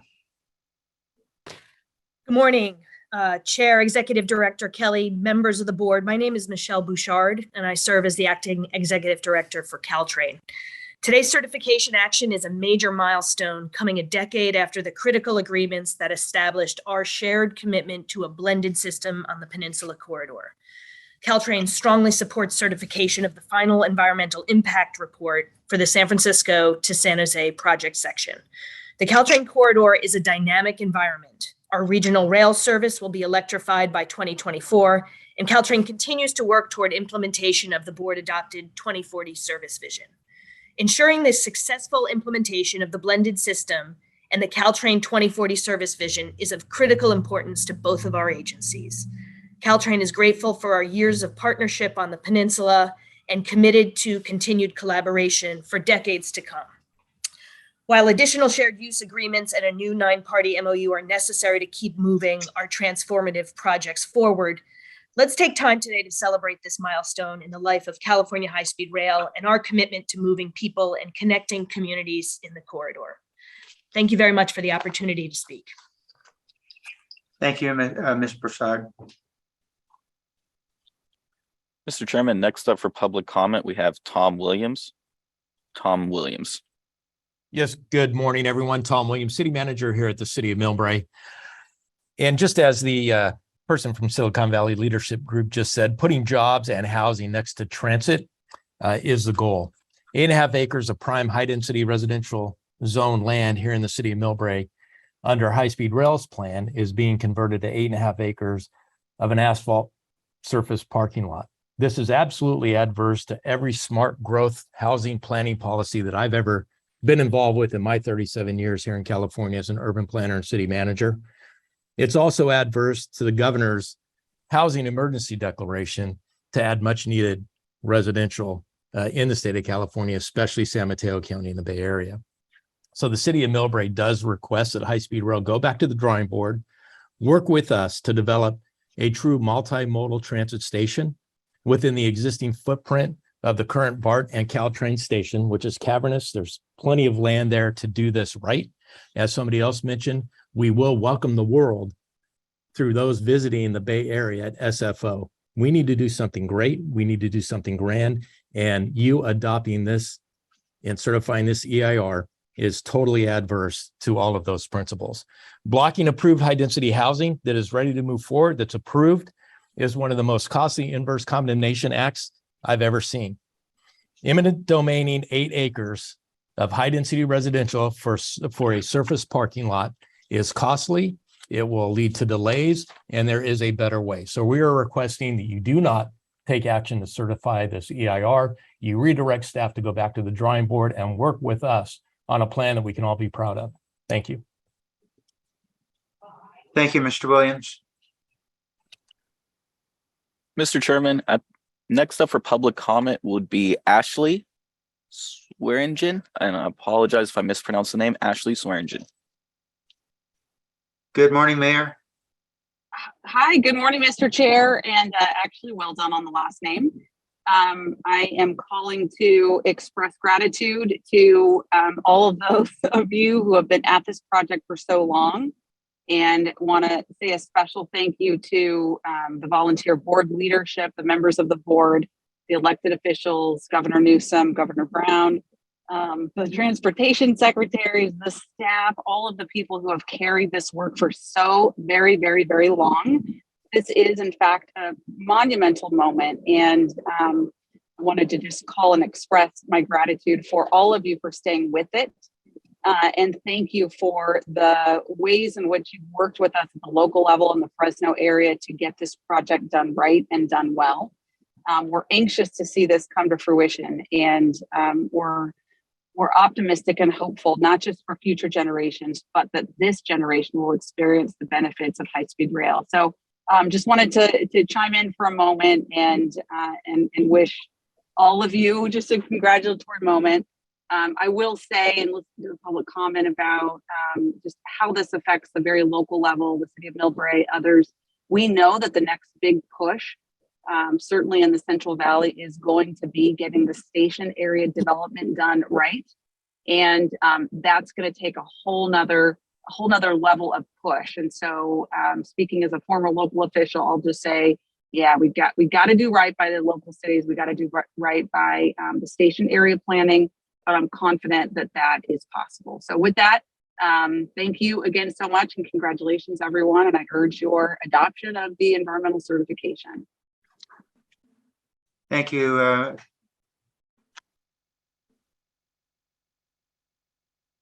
Mr. Chairman, next up for public comment, we have Jess Zink. Jess Zink. Good morning, Mr. Zink. Good morning. My name is Jessica Zank, and thank you to the High Speed Rail Authority Board and staff for having the public here today. I want to add my congratulations. I'm Deputy Director for the City of San Jose Department of Transportation, and I'm calling to express our support for the High Speed Rail project on behalf of the City of San Jose. As the board and staff are well aware, The high-speed rail project goes through about 21 miles of the city of San Jose, and we are happy to be a key part of the high-speed rail system throughout California. We want to congratulate the High-Speed Rail Authority for getting to this milestone today, second the comments just made by Mayor Swearingen and Michelle Bouchard. We are also really grateful for the work that we have done and will continue to do with the authority to bring forth the totally integrated Diridon Station project. We've been working with the High-Speed Rail Authority, Caltrain, the Valley Transportation Authority, and Metropolitan Transportation Commission to have that truly integrated Diridon Station, and appreciate the opportunity with our Memorandum of Understanding to document how we will continue to work forward on that project together, and appreciate High-Speed Rail's partnerships. Similarly, the grade separations, as Boris Lipkin highlighted during the presentation, will be a critical part of the Bay Area's work with high-speed rail to create truly safe and reliable rail systems throughout the Bay Area. It's extremely important to San Jose to keep the focus on those grade separations, especially along Monterey Corridor, but really throughout the system. So congratulations again. 15 seconds remaining. And we look forward to the additional work, as Michelle Bouchard cited, with partners throughout the Bay Area to move the high-speed rail project forward, along with joint benefit projects throughout the region. Thank you. Thank you, Ms. Zink. Mr. Chairman, next up for public comment, we have Karen Rosenberg. Karen Rosenberg.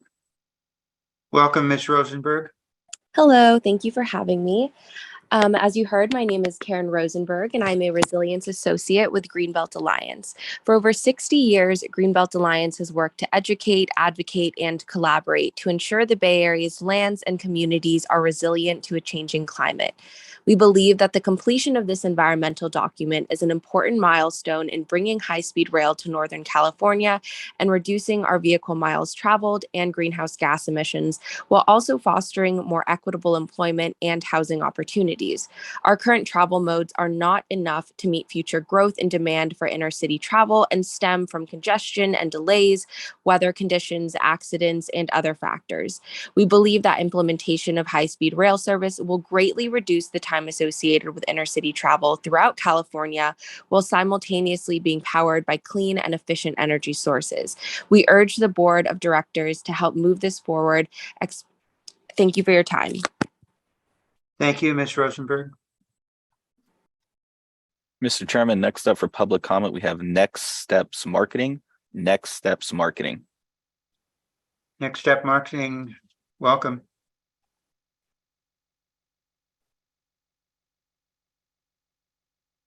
Next Step Marketing, right now would be your time to speak for public comment. DS Selby. Mr. Chairman, we're going to work on the next member of the audience. Hi there. Can you hear me now? Yep, we can. Oh, wonderful. I'm so sorry. Yes, this is Thea Selby. Lovely to hear your voice, Tom. I'm going to spend a little bit of time about who I am. I'm a former California High-Speed Rail Authority Board member, very proud, only 2 years, but really enjoyed it. I'm also the co-founder of Voices for Public Transportation, which is a coalition of people in the Bay Area who are trying to get transformative transportation through a funding here in the Bay Area. It's about 100,000 strong. And finally, I'm the co-chair of the San Francisco Transit Riders, and we represent over 350,000 transit riders in San Francisco. I'm calling today to express my wholehearted support for something that actually began while I was on the board, the EIR and EIS. I am extremely excited to see this move forward. One of my biggest problems with this project and with infrastructure as a whole is how slowly things move forward. And we all know that time is absolutely money when it comes to infrastructure. So I am thrilled that we're at this point. I do realize that there is still some negotiations to do, and I'm sure, knowing the staff that I do, that those negotiations will take place. But I support and ask you to move this forward as quickly as we can so that we can get high-speed rail to San Francisco, to Los Angeles, and beyond. Thank you. Thea, welcome and good to hear your voice. Thank you. You're welcome. Mr. Chairman, next up for public comment, we have Georgia Dorman. Georgia Dorman. Apologies if I mispronounced the name. Hi, okay, Georgia Dorman. I'm the Assistant Director for Legislation and Public Affairs at the Metropolitan Transportation Commission. So the Metropolitan Transportation Commission is the transportation planning, coordinating, and financing agency for the San Francisco Bay Area. And MTC really strongly supports bringing high-speed rail into the Bay Area. We know it's an important project that will significantly enhance sustainable transportation and provide new economic opportunities throughout the state. Just want to comment on, build on what some of the previous speakers have said about how important it is to move this expeditiously. Not only is time money, but it's a particularly exciting time. And if the EIS is approved by the authority's board of directors, the Bay Area will move closer to both being shovel ready and to be able to compete for the sort of historic new federal funding opportunities that have been provided in the bipartisan infrastructure law. So this is an exciting time, and thanks to California High-Speed Rail for your partnership. Thank you very much. Mr. Chairman, next up for public comment, we have Adam Van De Water. Adam Van De Water. Welcome, Mr. Van De Water. Thank you and good morning, directors. My name is Adam Van De Water. I'm the Executive Director of the Trans-Bay Joint Powers Authority, owner and operator of the multimodal Salesforce Transit Center in downtown San Francisco. As the northern terminus for the California High-Speed Rail Authority's system, the TJPA applauds the authority's efforts to achieve this significant project milestone that brings the vision of statewide high-speed rail into downtown San Francisco that much closer to reality. Our agency has been working in partnership with the authority, with the High-Speed Rail Authority on our board and a partner as a future rail partner for many years, and to ensure that phase 2 of the Trans-Bay program, the downtown rail extension, will support high-speed rail service. The downtown rail extension will bring significant benefits, including up to 90,000 daily commuters to the Salesforce Transit Center who arrive in downtown San Francisco via the 9 local and regional transit operators currently accessible from the center. Adding Caltrain and high-speed rail to our facility will open up seamless connectivity to destinations south on the peninsula and throughout California, while simultaneously improving travel times, trip reliability, reducing greenhouse gas emissions, and maintaining our region's long-term economic vitality. The Trans-Bay Joint Powers Authority is grateful for the authority's continued support and collaboration, and we strongly support the proposed action before you today. Thank you. Thank you, sir. Mr. Chairman, next up for public comment, we have Damian Breen. Damian Breen. Good morning, Mr. Breen. Good morning, Mr. Chairman. My name is Damian Breen, and I'm the Deputy Executive Officer from the Bay Area Air Quality Management District. We are the local regulatory agency whose mission it is to protect and improve public health, global climate, and air quality. I'm here today to voice support from the Bay Area Air Quality Management District for the San Francisco to San Jose segment of the high-speed rail project. We see this as being an enormously positive project for the region. Transportation is the largest source of air pollution and greenhouse gases here in the Bay Area, and reducing emissions from transportation is essential to achieving our air quality, public health, and climate protection goals. High-speed rail is an important element of the state's strategy to reduce transportation emissions, and high-speed rail powered by renewable electricity promises to reduce aircraft and automobile travel emissions. As such, high-speed rail can support mobility, economic growth while limiting our pollution and GHGs. While high-speed rail operations promise to reduce emissions, the environmental analysis before you show that construction activity can result in significant air quality impacts. Our staff has worked with the authority during the environmental review process, and we're happy to see that you have included the use of zero emissions equipment and the cleanest possible equipment where zero emissions equipment is not available in your mitigation measures. We're also committed to working with the authority on any necessary off-site mitigations for construction emissions. This project is also complementary of the work that we are doing with Caltrains around electrification. and therefore 15 seconds remaining. The Air District this morning provided the authority requires the most stringent possible construction mitigation measures, is in support of this project. Thank you for your attention. Thank you, Mr. Breen. Mr. Chairman, next up for public comment, we have Greg Vilkin. Greg Vilkin. Good morning, Mr. Zilkin. Excuse me, it's Greg Vilkins, spelled V as in victory, I-L-K-I-N. I'm the CEO of the Baylands Development and the owner of the property in question for both the A and B alternatives for the light maintenance facility. I want to correct a couple things in the record. We have submitted a letter that puts forth all of the deficiencies in the EIR document, and that letter will speak for itself. We have met with your staff on numerous occasions, and we were informed that you were not considering any changes to the plan that has been represented.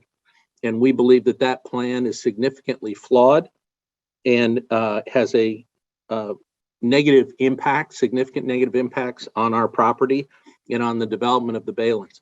The Baylands will be the most environmentally advanced project in the country. We will be generating 70% of all of our energy on site with 90 acres of solar.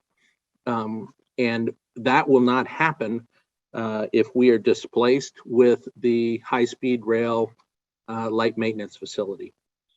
Also, what happens is the overpass at Geneva that is necessary for the regional transportation has been planned for 20 years, cannot exist with high-speed rail the way that they're crossing the tracks.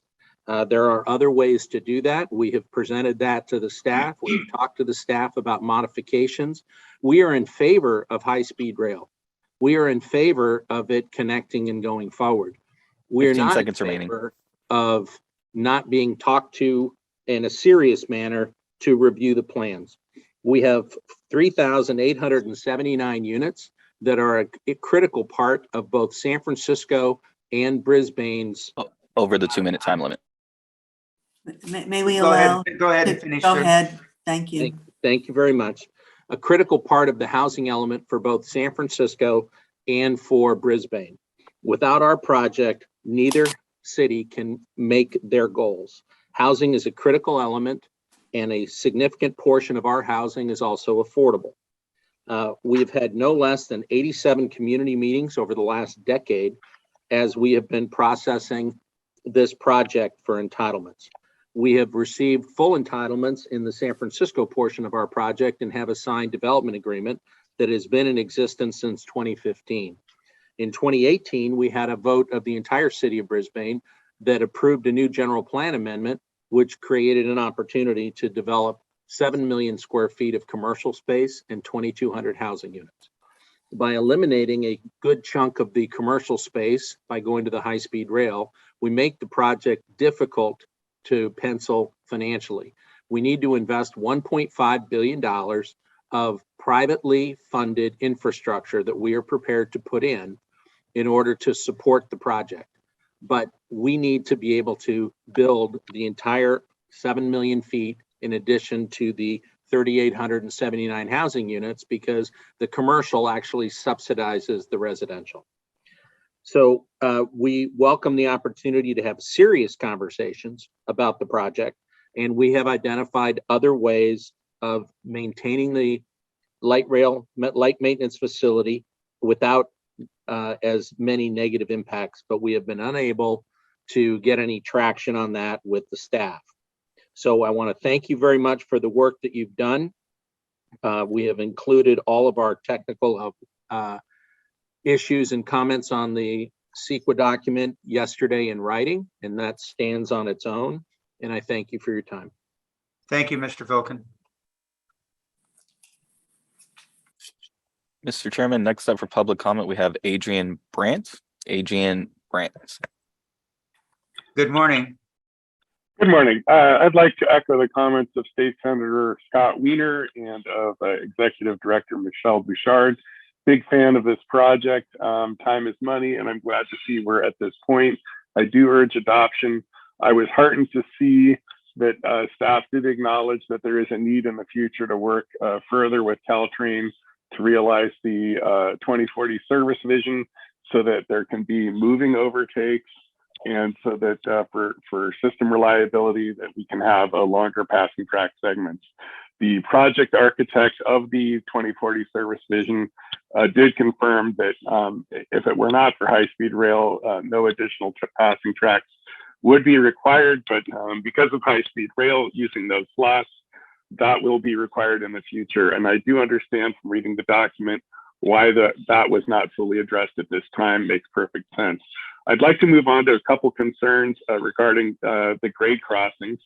The document talks a lot about going to quad gates and cites a study in which the quad gates reputedly reduced accidents by a great percentage. That may be true on a line such as Brightline in Florida, where they have a lot of what's called a driver ramp, where people are driving past the gates, but Caltrain does not have that problem.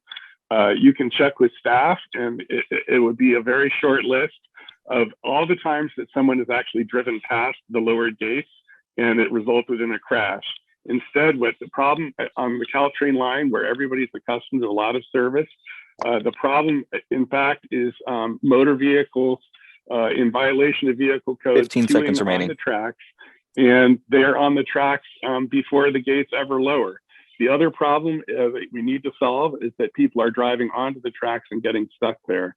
This is a big problem, and the quad gates will not solve it. So we need to address it in a Over the different 2-minute time way and limit. think out of that box. Thank All right, you. sir. Thank you very much. Mr. Chairman, next up for public comment, we have Erica Pinto. Erica Pinto. Welcome, Ms. Pinto. Thank you. Good morning, Board of Directors and the public. My name is Erica Pinto, San Jose Planning Policy Manager with SPUR. SPUR is a public policy nonprofit organization in the Bay Area with offices in Oakland, San Francisco, and San Jose. We work across policy areas and political lines to solve the big problems our region faces. Our comments today combine both a regional and local perspective, and we are in support of approval of the final document for the San Francisco to San Jose project section. We have been early supporters of bringing high-speed rail service to California and have remained engaged as this effort proceeded to identify project alternatives and effective transportation integration with the Bay Area cities, transit stations, and operators. We have also researched and published reports on how the authority and cities can make the most of California's high-speed rail investment. This step is critical to the future development of sustainable and efficient transportation to, from, and within the Bay Area, the Central Valley, and Southern California. It ensures that major economic regions are connected by electrified high-speed rail rather than roadways and air travel alone, and is key to ensuring that California can meet its climate goals. Moreover, we appreciate the work done in the EIR to analyze key areas, including upgrades to the Caltrain corridor, the addition of 2 stations alongside Diridon Station in San Jose, including the Salesforce Transit Center and Millbrae Station. We appreciate the work done on this EIR and look forward to its approval for its benefits to the environment and sustainability, for more equitable access to economic opportunity, and for California's future. Thank you for your time. Thank you, Ms. Pinto. Mr. Chairman, next up for public comment, we have Roland. Roland. Good afternoon, or good morning, Roland. Good morning, Chair Richards and members. Roland O'Brien in San Jose. I'd like to touch on issues at Millbrae in Brisbane. The primary issue at Millbrae that was raised by the Vice Mayor is that the high-speed rail platforms are dedicated, and they are dedicated platforms are superfluous in the blended system. And this in turn makes it impossible to implement seamless cross-platform transfers between high-speed rail, Caltrain, and POD. With regards to the Brisbane maintenance facility, I would like to close off with a couple of comments. First, if you look at the Eurostar heavy maintenance facility, 7 miles east of St. Pancras, the facility measures 450 meters by 64 over 15 acres. That's 15, not 100. And the second point is that the Brisbane maintenance facility, if ever built, will be obsolete in 20 years from now when we open the new Transbay Crossing loan as Link 21. Because at that point in time, the maintenance facility will be relocated to Auckland, not in Brisbane. Now, with regards to the points that Mr. Wilkin mentioned earlier, all these points were addressed and resolved in the 2014 Baylands EIR document. My advice to you is to look at that document 15 very seconds carefully, remaining. which includes a redesign of the Bayshore station and also going to make it possible to turn trains back that will be coming across the new Transbay Crossing. Thank you. Thank you. Next up for public comment, we have Steve R. Steve R. Steve, Mr. R, good morning. Good morning. My name is Steve Roberts, and I want to thank you for the opportunity to address the board. I'm the president of the Rail Passenger Association of California and all volunteer passenger advocacy, rail passenger advocacy organization. The Rail Passenger Association of California recommends that the board certify the San Francisco San Jose Alternative A final environmental impact statement. Also, our members congratulate the authority and staff for reaching this significant milestone, which moves us one step closer to achieving the goals of the overall project. Thank you very much. Thank you, sir.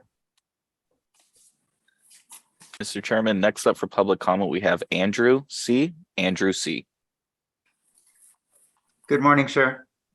Good morning. Actually, this is Christy Kroll with the city of Millbrae. Sorry, my Zoom is wrong on my name this morning. But good morning, Chair and Rail Authority board members. My name is Christy Kroll. I'm with the law firm of Jarvis Bay, and I'm here representing the city of Millbrae this morning as their CEQA counsel. The city submitted a comment letter on the draft EIR dated September 2nd, 2020, and in additional comments on the revised and recirculated sections of the draft EIR dated September 7th, 2021. Both of those letters generally express that the EIR fails to comply with CEQA for a variety of reasons, including but not limited to the document's failure to act as an adequate informational document, failure to analyze foreseeable and cumulative development in the Millbrae Station area specific plan area, and the cumulative impacts of the project. The city's comments noted several internal inconsistencies in the EIR as well. Today, I just want to note for the record that the authority's responses to the city's comments provided in the final EIR do not adequately address the city's comments, nor do they address or rectify the document's internal inconsistencies. The responses are cursory and fail to address the city's pointed comments and questions, and the document still fails to include substantial evidence demonstrating that it has explored a variety or a range of feasible alternatives, particularly related to Millbrae Station. Finally, there are a variety of responses to the city's and other agency comments indicating that the authority will continue to work with the city, BART, and other agencies on the design of the Millbrae Station area, and the city just wants to note that it will continue to participate in any such discussions. Thank you. Thank you. Mr. Chairman, next up for public comment, we have Greg G. Greg G. Good morning, Mr. C.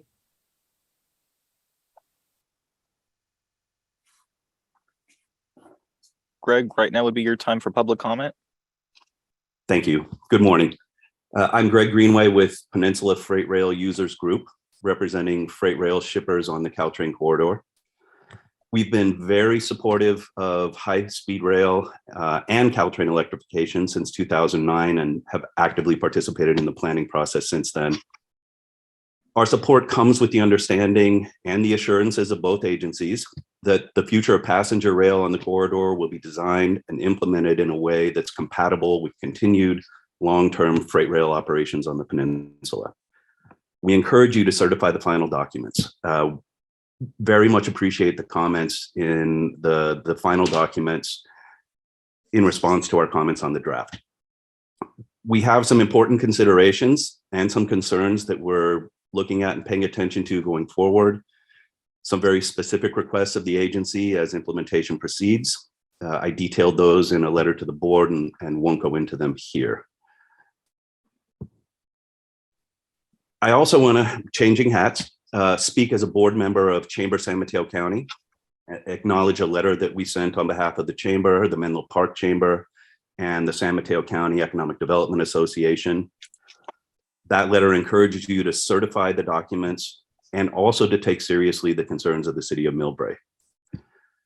Chamber San Mateo County, back when it was the Redwood City Chamber, has been extremely supportive of bringing high-speed rail to California, going back at least to, in my time with the Chamber, to 2005, when we held a forum on the project when it was really just a concept.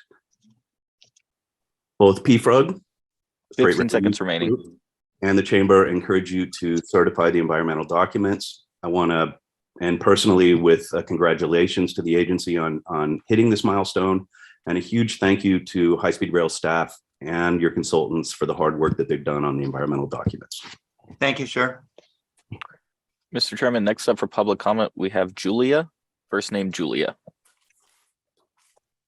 Welcome, Julia.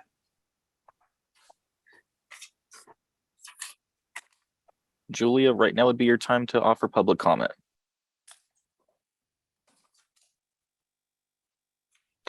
Mr. Chairman, as we're working out the technical difficulties with Julia, we're going to ask the technical team to move on to Emily. Emily, right now would be your time to offer public comment.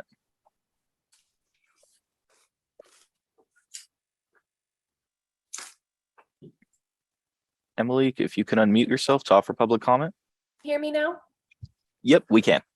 Great. On behalf of the San Francisco Chamber of Commerce, I offer our support of the California High-Speed Rail Authority's ask of the legislature to appropriate the remaining $4 billion in Proposition 1A funds to complete construction and electrify the corridor in the Central Valley. Even as COVID has impacted the program, the authority has made huge strides in construction throughout the pandemic, doubling the number of construction workers on site since the start of 2020 to over 1,200 at the end of last year. Failing to appropriate the funds would mean that we would have to slow down construction and lay off construction workers just as the economy will be coming back from COVID. Allocation of the remaining $4.2 billion in Proposition 1A funds to complete construction on the first operating segment in the Central Valley is a critical step to advancing the work in Northern and Southern California beyond environmental clearance to the next stages of design and development. This would get the authority well positioned for funding opportunities to extend the system to the Bay Area and to Los Angeles. We urge you to appropriate the remaining $4 billion to Prop 1A funds for these critical steps towards electrifying the Central Valley for the benefit of the surrounding local economies and the entire state. Thank you all so much for your time and deliberation today. Thank you. Mr. Chairman, I'm going to repeat the instructions just to give any members of the audience who join after a chance to offer public comment. For attendees who wish to provide public comment and join via the Zoom application, please use the raise your hand feature typically located at the bottom of your screen so that I may call on you to provide comment. If you're dialing in by phone, pressing #2 will raise your hand and put you into our queue. Speakers will be called in the order that their hand is raised. Mr. Chairman, we have not had any new attendees join, and all the attendees have heard the instructions, and no one has motioned to raise their hand to offer public comment. Okay, thank you, Mr. Secretary. Then that will be the close of the public comments. Public comment section number 2.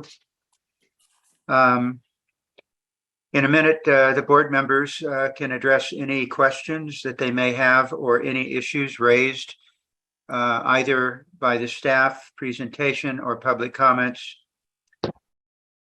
As noted in the agenda, while we take up some other business items and break for the night, staff will consider those board identified questions or issues and will be prepared to offer a response tomorrow when they start back or when we start back at noon. So if any of my colleagues at this point have any questions that they would like to have addressed or any other concerns, now is the time. not seeing everybody's hands, so please go ahead and, yes, Lynn, were you? Well, just to the, first of all, I want to add my thanks that others have expressed to the staff, the consultants, my colleagues. This has been a very long process. It's taken a lot of time, a lot of energy, thought, stress. And so I really do offer my heartfelt thanks and congratulations to the patience that everyone has put into this to get to this point. I've mentioned this in some of our briefings before. I am concerned about grade separations. I am very aware of some of the accidents that do happen despite best efforts. And I'm talking generally as well as specifically about this part of the project. There are areas where it would be very beneficial to have grade separation rather than at grade. And the communities that feel that way also need to be partners in getting the money to do this. This can't just be high-speed rail. There are communities that frankly have a lot of political clout in Washington, have a lot of political clout in Sacramento, and we really need to get them involved in participating more strenuously in getting the funds for certain important grade separations. And then my other comment and thought, concern, and one I've expressed before, again, generally for the project, specifically now for the areas that we were discussing this morning, and that is where we have intermodal connectivity, to be very, very sensitive to the real life struggles that people have in connecting. You know, not everybody is a 25-year-old sprinter who can run from, down one set of escalators and elevators to another and up to another station.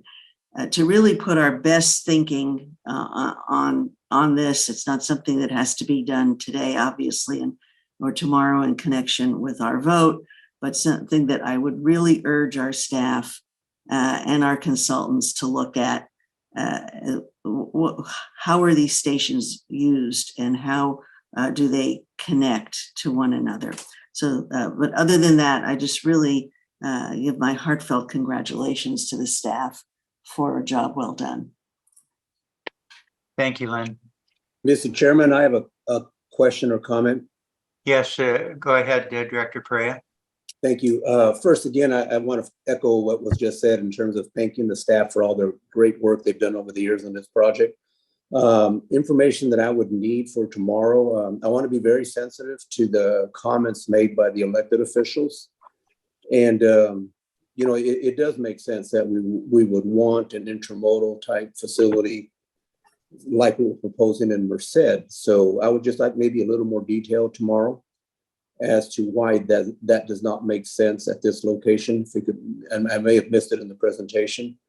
And then just a little more information that they raised with respect to the parking lot and its impact on the housing there, and what really, the whole discussion and review we did over that.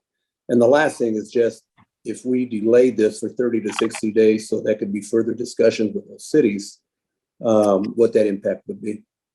So thank you, Mr. Chairman. Thank you, Henry. Yeah, Tom. Yes.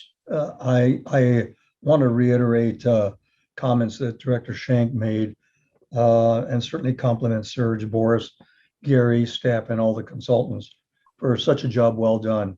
But I also would like to comment about the issue of safety. Grade separations are certainly paramount in my mind in terms of what we do and how we lead things and what the impact that we have on the community. Connectivity is certainly something that Lynn raised.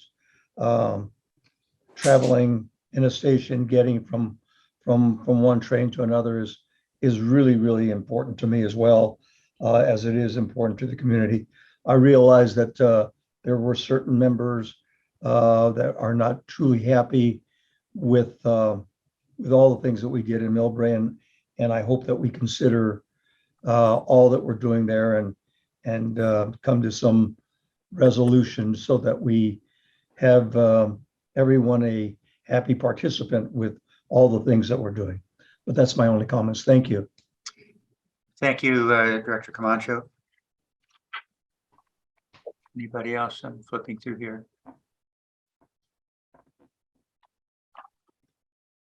Oh, yes, Director Gilmetti. I'd like to start with Brisbane first. Director Kelly and I have met with the city manager and Councilwoman Cunningham at length. We've listened to their concerns. We've had staff work on some alternative plans, et cetera, that they're developing. We intend to go back to the city of Brisbane and show them those plans. Hopefully they take care of most of their concerns. So this is an ongoing conversation and for that matter, we've done the same thing with Millbrae. We've had a number of conversations with their staff and their consultant, et cetera. We've met with the developer. And, I think there's ways of coming up with solutions. I want everyone to remember, we don't have advanced design work yet on that station. And I think some of those concerns that they have probably can be met when we do a little more advanced design. But the high-speed rail has never walked out of a meeting. And I want to make that perfectly clear. We've been meeting on a regular basis with both Brisbane and the city of Millbrae. And I'm hopeful over the next coming months, we can resolve all their concerns and we can move forward. Jim, thank you very much. And all of us on the board, certainly myself, appreciate you taking the lead on behalf of the board and working with management in Brisbane and Millbrae. Thank you very much. Any other questions or comments? Yes, Mr. Yes, Director Escutia. Yes, thank you. Again, I'm very proud of this board for showing their sensitivity to the issues that were highlighted by the elected officials of Millbrae, as well as one issue that really caught my attention was the issue impacting Brisbane with regard to the transference, of I think the young man mentioned the transference, I think, of trash. So I just want to thank, especially Jim Gametti for really, putting a lot of hours extra into talking to those cities, Brisbane and Millbrae. And I would like to find out whether if we were to delay this for say 30 or 60 days, whether that would give us enough time to come up with a solution for both Brisbane and Millbrae. What's your sense of that, Jim or Brian Kelly? Well, I'll offer mine first and then happy to defer to Mr. Gilmetti. I think the solutions that we're seeking in good faith with both Millbrae and Brisbane are going to take longer than 60 days. But I think that's okay because the ROD itself and the environmental document that's before you is a question of whether or not we've done the right analysis on the impacts and we've identified the necessary mitigations. And that's where we are right now. But I think getting past this part, getting the ROD done, and then moving into the conversations post-ROD is the better place for us to be, because I think it may take longer to get through the advanced design work. And I think we want to have the environmental document past us as we get into those conversations. That's not unlike the approach we've taken in other places around the state. And I think that that's a preferred approach for us here. Jim, I don't know if you Jim, do you have anything to add? I see Boris's hands up first. I'll comment after Boris. Okay. Sorry, Jim. I didn't mean to get in front of you. Why don't you go ahead? I'll go after you. No, go ahead. I always like to follow you, Boris. Okay. Well, I apologize for jumping in if it's premature. I just wanted to add for the board that we, to try to lay out that collaborative path forward. And I think Serge mentioned it in his presentation. But we did include specific measures about commitments towards continuing to work with both Millbrae and Brisbane on the exact issues that were raised. And we really do see the opportunity for that as we advance design to, as both Jim and Brian mentioned, that there are paths forward on those. The EIR is an important milestone, but it's not a final design, and there's plenty of work in front of us here. So I think we have included the appropriate commitments that would make sure that hopefully to give the board confidence that we take that very seriously, and we will continue to work with the jurisdictions here. So sorry to jump in before you, Jim. Thank you, Boris. Director Gilmedi. Yeah, I think we need to move forward with the certification. It enables us, especially in the case of Millbrae, to consider doing some advanced funding for land acquisition that would actually be helpful to the city of Millbrae. So I would encourage us to move forward. As for Brisbane, I think staff is doing some advanced design work that we can present to them in the very near future. And hopefully that satisfies a lot of their concerns. And they had some very serious concerns, by the way. Their firehouse would have to be relocated. They had access problems. There were a number of things that I think the staff has reviewed and may have some really potential beneficial solutions to that. So, I would like to see us move forward, and then we can continue these discussions. We're a long way off from total funding of this segment anyway. And so there's time to get everything done. But I would like to get Millbrae moved forward because the developer's been anxiously waiting to get his project started. Thank you, Director Gilmedi. And I'll only echo what our CEO said. It is a fact that as we've been in other parts of the state in our alignment, we have worked diligently both before and after the environmental documents have been certified, and we've been pretty successful in each of those areas. Together, we've always found some sort of a resolution that I think is fair to both sides, and people have walked away from the table ultimately without the sense that somehow they didn't get their fair share. And I think that that is basically a policy that we've lived with from the outset, and it's the only way that we can be successful going forward. So, Mr. Chairman, yes. Could I just make one last comment? Sure. I wasn't aware of all the involvement of Member Gilmedi in that area, so that raises my confidence level. So I certainly will follow his lead as we move forward tomorrow. But what I would ask, if it's appropriate, and I don't know if public comment is completely closed, but I just want to be sensitive to the elected officials and what they said, and and what they were saying and what we're saying kind of sounds different. So I just don't know if they're in a trust and verify mode. But if there could be some discussions with them between now and tomorrow, and if they're allowed to comment to say if their comfort level is better, that we are going to be partners with them going forward, I think that would help a lot. Thank you.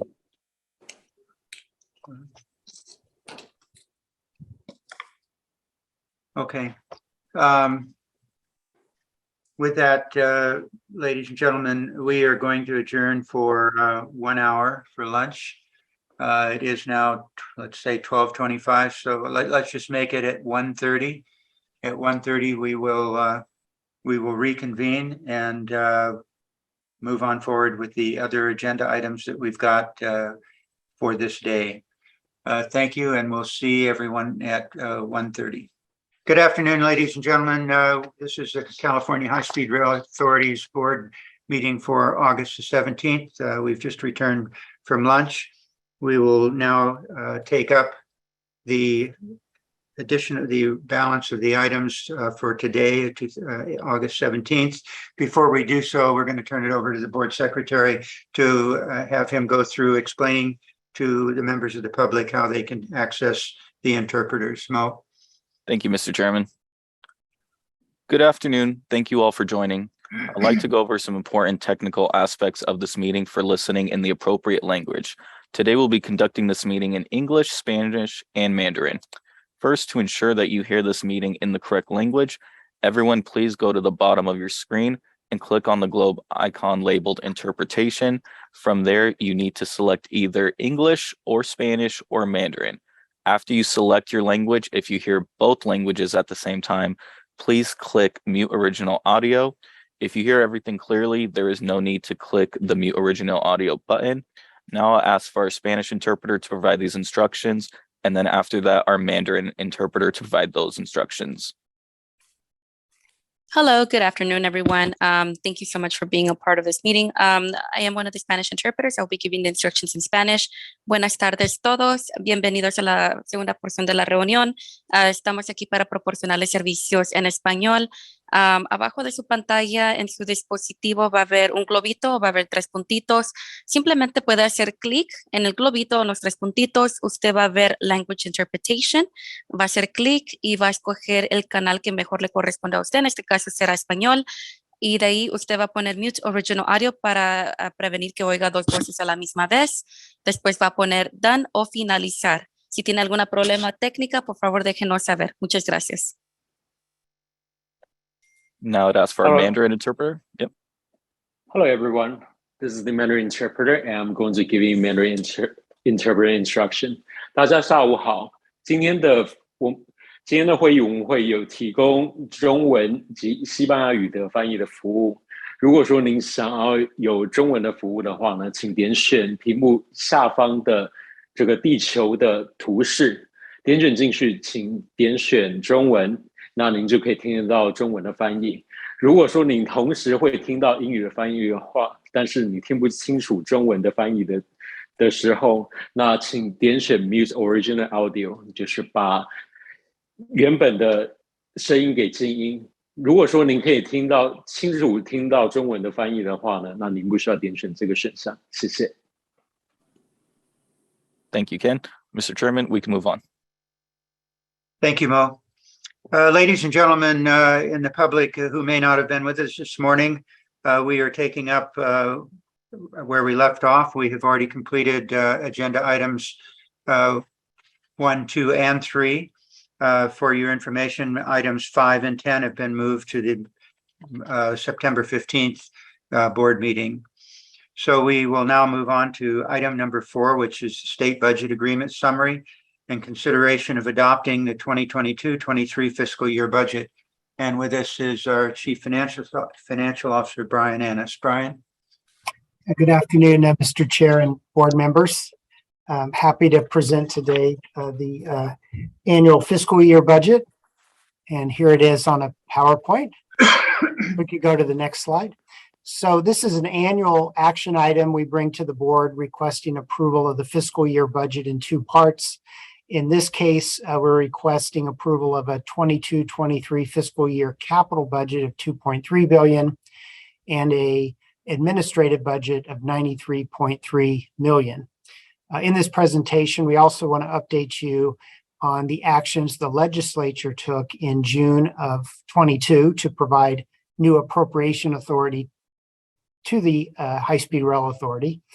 We'll review revenues available for 22-23 expenditures, delve into just a little bit of detail on the 22-23 expenditure budget, and finally, we'll ask for board approval. Next slide. This is the first board meeting since the administration and the legislature reached a budget deal on transportation funding. So this is very significant for the authority. There was a 3-bill package that provides funding for the authority. The first was Senate Bill 154. And that was the primary Budget Act bill for 22-23 fiscal year. And in that, it included our state operations funding. And again, that totals $93.3 million for the fiscal year, including Prop 1A, cap and trade, and also a small fund we have called the Property Fund for some property maintenance. Assembly Bill 180 was the second bill. It's called a Budget Bill Junior because it amended an existing Budget Act, in this case, the 21-22 Budget Act. And this is where the legislature appropriated the remaining $4.2 billion of Prop 1A bond authority. Finally, Senate Bill 198 was the budget trailer bill for transportation issues, and this is where statutory provisions were enacted to guide the expenditure of the transportation funds. For high-speed rail, we note 4 specifics that are important. The bill specifies that the 4.2 billion of 1A be exclusively expended in the Central Valley. It also adds new legislative reporting requirements, specifically some information to be included in the 2023 project update report, which is due March 1st. It establishes an inspector general to provide independent oversight of the high-speed rail program. I'll mention those two together. Part of the appropriation, 4.2 billion, about half of that is not available until we put out the project update report and allow the inspector general to review it. And at that point, the full 4.2 billion is available for expenditure. But the first half is available for expenditure this fiscal year. Lastly, the bill specifies that cap and trade dollars as well are to be prioritized on building a operable passenger rail service between Merced and Bakersfield. It's a 2-track electrified system, and does allow for up to 500 million to be used on other commitments or new commitments outside the Central Valley, to the extent those are efficient for the program. But again, the emphasis is on getting the a high-speed service up and running between Merced and Bakersfield. So we're very happy with the package that came together and appreciative of the legislative support, including the support, of course, of our ex officio legislators on the board. Mr. Ennis, could you just take a moment if you're prepared to do so, just to give the board the background on how a inspector general is to be selected and how he or she will work, and where we might be at this point in that process. Sure. Well, this is a structure that does exist elsewhere right now. The United States Department of Transportation has an inspector general. Caltrain has one. There's one for the state corrections department as well. So this is set up to be an independent entity.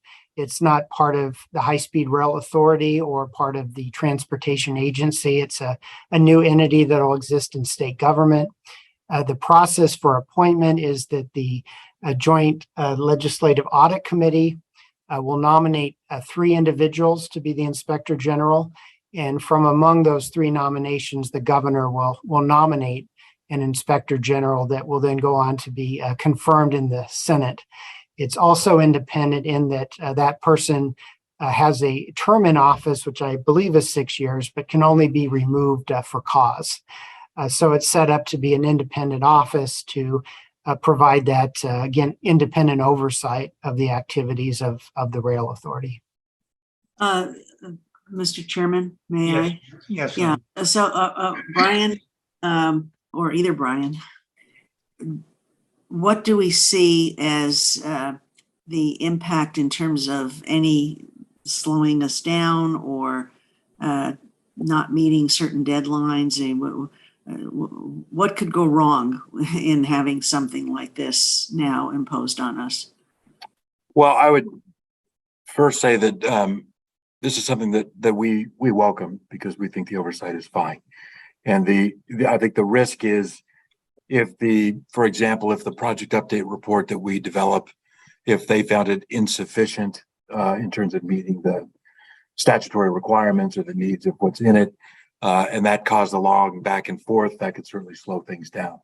But we don't anticipate that. Our objective is to put together a project update report, for example, that will get the full review and ultimately, for lack of a better term, a blessing of the Inspector General to the Joint Legislative Budget Committee. And that's our intent. And so we would look forward to working with the Inspector General on a lot of these issues. In fact, I would say that even in the negotiations, we ask for the ability to bring issues to the Inspector General ourselves. So we think there's a good opportunity to, again, get the independent oversight that people are looking for.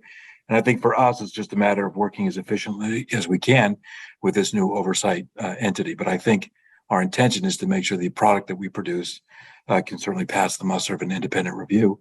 And that's kind of how we operate anyway. So I know we do. I think the risks are if we're falling short and the Inspector General thinks we're falling short, that can cause some longer discussions. But building it into what we do, I don't think will cause any unnecessary delay. Thank you. Thank you, Lynn. Go ahead, Brian. Great. I think we're ready to go to the next slide. So we've finished, I would say, our major steps in accessing the new Prop 1A bond funds, but there is one more step to go, and I wanted to make sure we covered that. Prop 1A does include many requirements in the statutory mechanisms it sets up to access bond proceeds, and we've completed the first two here. The authority board in February of 2021 approved an initial funding plan for the bond funds, sometimes called a Part C plan because that's the statutory subdivision that requires this. After the board adopted that in February, it went to the legislature, and again in June of 22, the legislature did appropriate the funds. So the final stage in the Prop 1A mechanism is to update the funding plan, produce a final funding plan, and we're working on that now. It's a requirement that an independent entity review that and comment on that. So we do have that independent entity engaged. It's a firm called PFAL, and they've reviewed our past funding plans, such as for LA Union Station as well. So we anticipate coming back to the board at next month's meeting in September and asking for board approval of this final funding plan to expend the $4.2 billion of Prop 1A. We're also concurrently working with the Department of Finance and the Treasurer's Office, taking the steps necessary to be included in the fall bond sale, which we expect to be in November. And if we proceed on this timeline, we expect to be able to meet that timeline and the treasurer to sell some of the Prop 1A bonds in November, which would have those available to us for expenditure. We will be using some cap and trade funds in the short term until Prop 1A bonds are sold, but we think primarily after that we'll focus on the expenditure of 1A for our Central Valley construction expenditures. The next slide. I mentioned cap and trade, and this is just to indicate that the cash balance in that fund is very robust right now. The last 4 quarterly auctions have been record breakers in terms of proceeds coming to high-speed rail. We've received about $1.09 billion over the last 4 auctions. One thing here to note as well is all of the prior auctions are now credited as cash to the authority. So we have a balance of about $2.1 billion of cap and trade proceeds currently. The Department of Finance and the Controller's Office moved very quickly after the May auction and had that posted in about 5 or 6 weeks. It often takes three months or more before we see the cash posted, but in this case, it was a very quick process. So we have a good cash balance of cap and trade, and again, expect to have access to the Prop 1A in November. So happy to say we don't have any significant cash flow risk going into this fiscal year like we did last year due to both the legislative appropriation of the bonds and the strong cap and trade proceeds. Next slide. So this is a bit of detail on our capital budget for 22-23. The column here that's really relevant is right in the middle, column C, or the 22-23 budget. The total at the bottom, $2.3 billion. And then we break it into the 3 categories of project development, construction, and bookend projects. Project development near the top is budgeted at $177 million for the fiscal year, and that's all out of cap and trade. I will note that does include some of the contracts that come up later in this agenda, the Merced extension design and the Bakersfield extension design, as well as the Central Valley Station design, which will come at a later board meeting. So again, part of that expenditure is some of this new activity that will be proceeding with this fiscal year. Next line down, construction.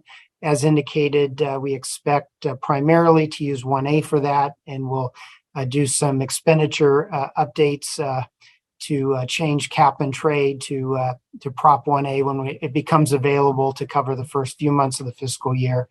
But about 1.9 billion of construction budget. That does also include some assumption of expenditures on the track and systems contract, which we expect to get underway early next calendar year.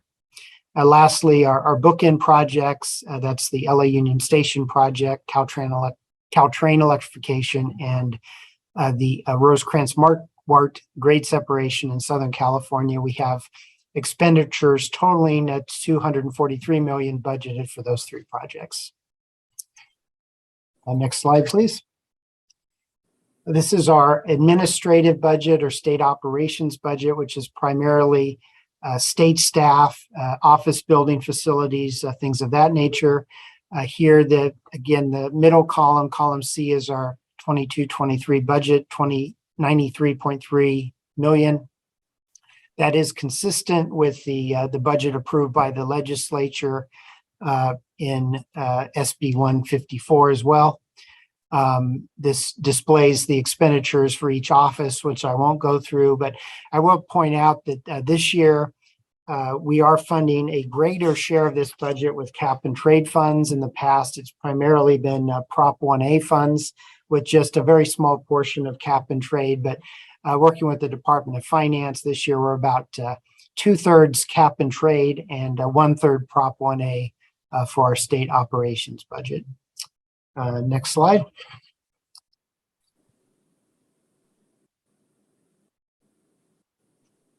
So the board action requested is in your packet, and there's a board resolution.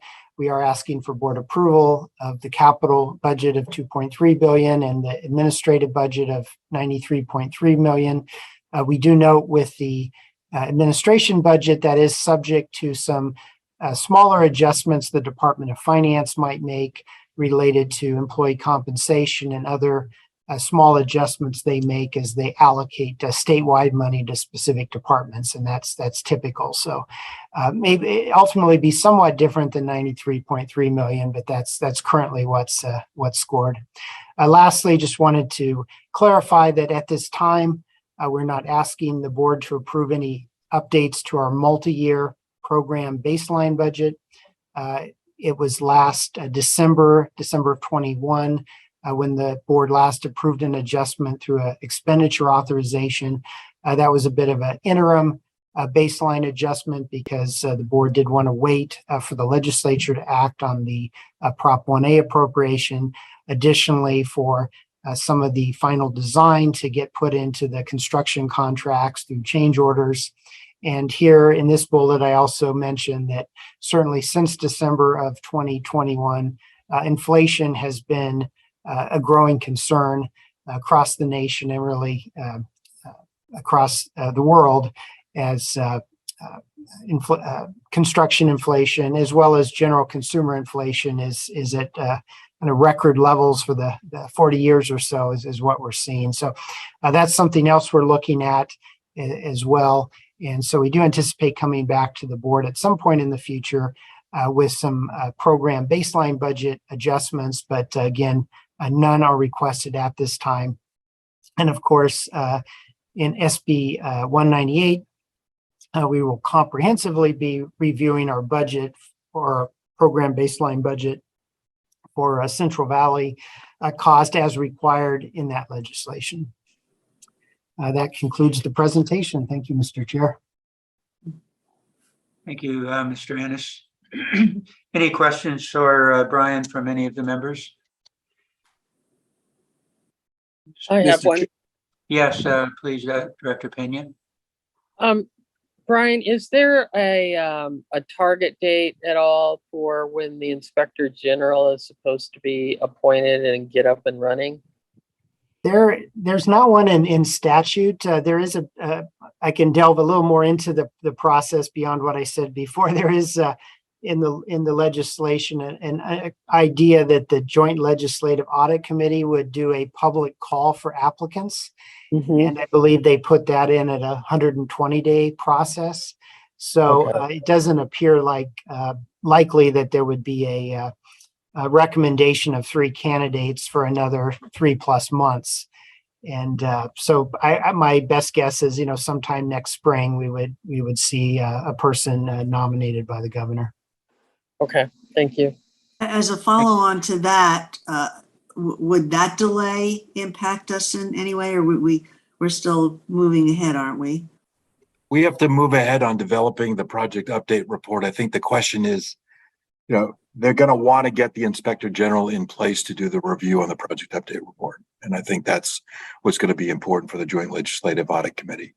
And so that's what I think we want to see the most of. I'm hopeful that they'll have nominations to the governor before the end of the year. And we'll be in communications with JLAC on their process as we go forward. Have they even put a notice out yet? Do we know? I don't know the answer to that. I'm not aware of one. Okay. Thank you. Any Mr. other? Chairman, Mr. Chairman, I have a question. Yes. And I don't know if it fits into that auditor piece, but my sense of budget is always tied to performance. And what documents do we have that support the expenditures we're asking to approve? I know late last year, we were waiting for a report on milestones to complete CP1 and 2, a lot of issues there.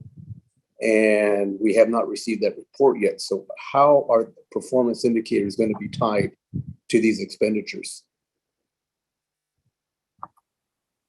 I could mention maybe some Finance and Audit Committee related documents. And you're right, Director, we do report for CP4 right now some of the specific performance indicators in terms of earned cost index and those type of measures. And as we work really, we provided in the 22 business plan a list of large change orders that were still pending for CP1 and 2-3.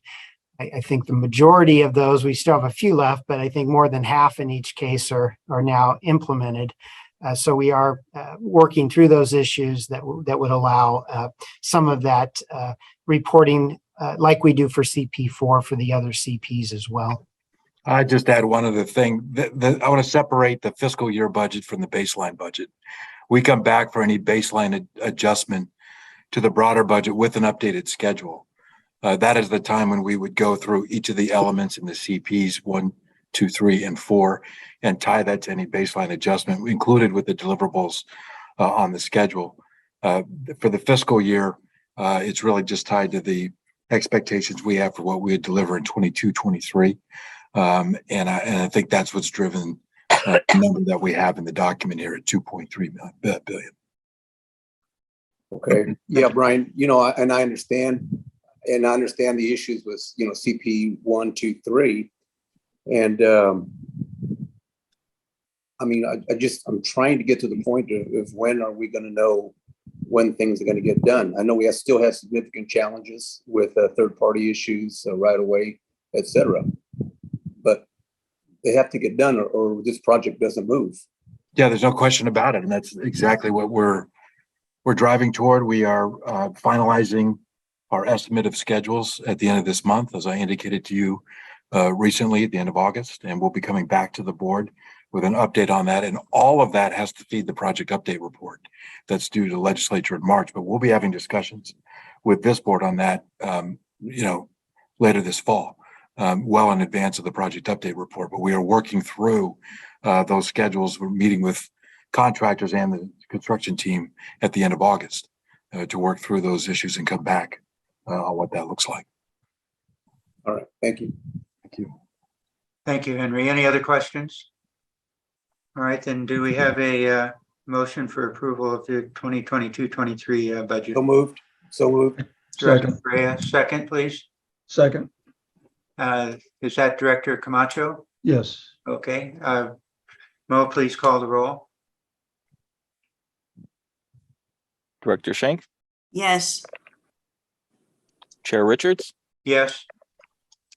Director Camacho, Yes. Vice Chair Miller, Yes. Director Preya, Yes. Director Gilmetti, Yes. Director Escutia, Yes. Director Williams, Director Pena. Yes. Mr. Chairman, the motion carries. Thank you. Thank you, colleagues. Moving on to agenda item number 6. Consider providing approval to award the contract for design services for the Merced to our Madera project. I'm not sure who's going to step up here right away. Yeah, Mr. Chairman, if I could introduce the presenter. Sure. Presenting on this will be the head of our strategic delivery unit, who has also managed the procurement for us on. This is the advanced design work for both expanding design for the Merced extension and the Bakersfield extension. We went through a robust RFQ process with 3 bidders on one of them, 4 on another, went through that scoring process, and now we're back to you to approve the awarding of this work. This is also important for you guys to know. The Merced extension was also the subject of a federal grant that we just received and announced last week for about $25 million. So you'll see in the presentation a cost estimate of about $41 million to do the initial design extension work to Merced. That's offset a bit by the award of that federal grant. So that was very good news for us. And I also think it's just a good thing generally. The legislation that Brian referenced in the budget, it really called out the priorities for what the authority needs to be focusing on and completing next. And that priority is a double-track electrified high-speed rail system between Merced and Bakersfield, and that's in the statute. So this is our first meeting since that budget deal, and we're coming to you now to move forward on the advanced design work so we can advance this work in a timely way. So that's my setup. And again, I'll hand it to our head of strategic delivery, Christina Inoue, to go through the presentation. Thank you.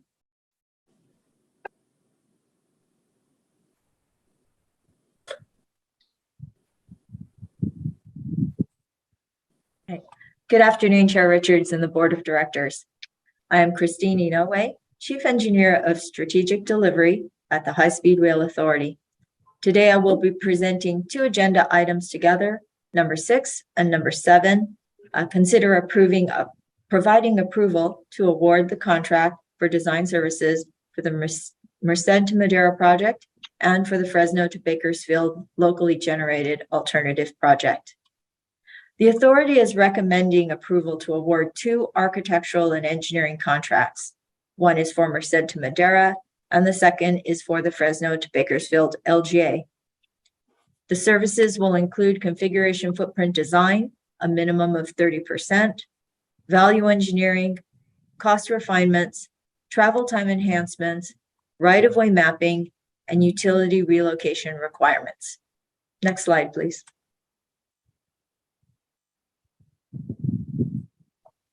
The procurement process for both contracts was managed directly by authority staff.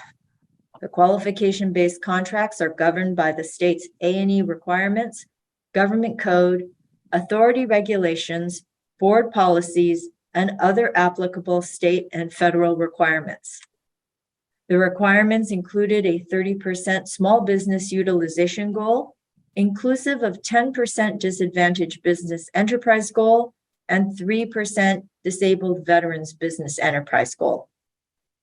Offers were scored following the criteria in the RFQ.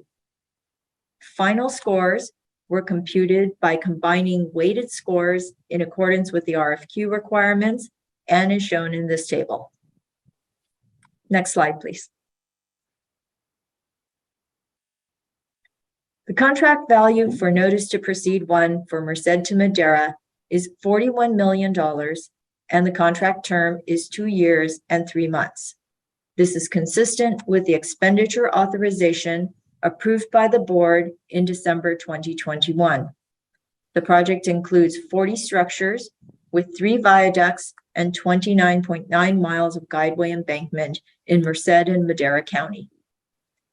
The contract includes options to complete the final design and construction ready documents, NTP2, and to progress design through configuration footprint for the section between R Street and Martin Luther King Jr. Way in downtown Merced and TP3.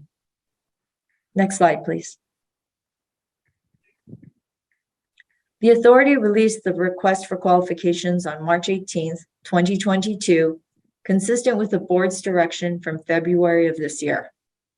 Statements of qualifications were due on or before May 26, 2022. 3 offers submitted statements of qualifications in response to the RFQ. They are Stantec Consulting Services Incorporated, Parsons Transportation Group Incorporated, and RSE Corporation. ESG efforts were incorporated as a pass-fail requirement. Scoring of the statements of qualifications and discussions was completed pursuant to criteria set forth in the RFQ. All 3 offers were invited to discussions with the authority. Next slide, please. For the Merced to Madera contract, the weighted scores, final score, and ranking for each offer are shown in this table.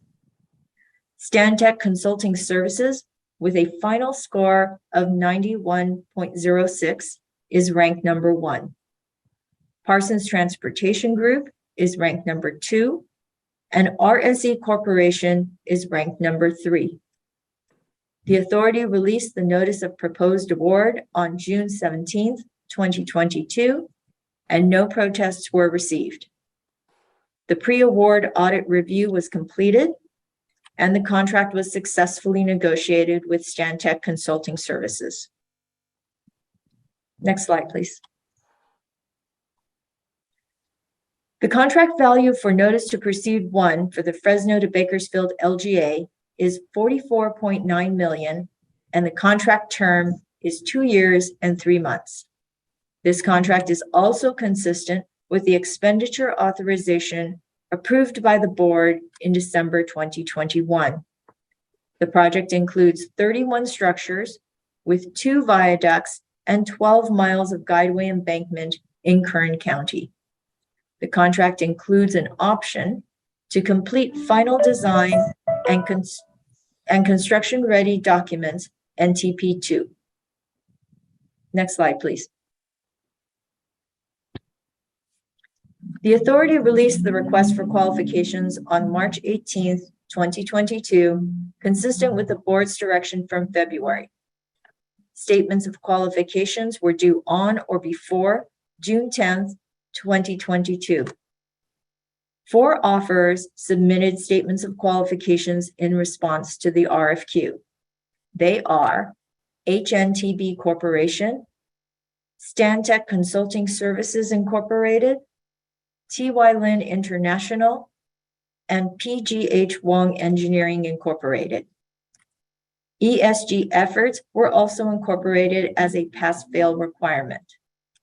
Scoring of the statements of qualifications and discussions was completed pursuant to criteria set forth in the RFQ. All 4 offerers were invited to discussions with the authority. Next slide, please. For the Fresno to Bakersfield LGA project, the weighted scores, final score, and ranking for each offer are shown in this table. HNTB Corporation, with a final score of 94.22, is ranked number 1. Stantec Consulting Services is ranked number 2. TY Lin International is ranked number 3, and PGH Wong Engineering is ranked number 4.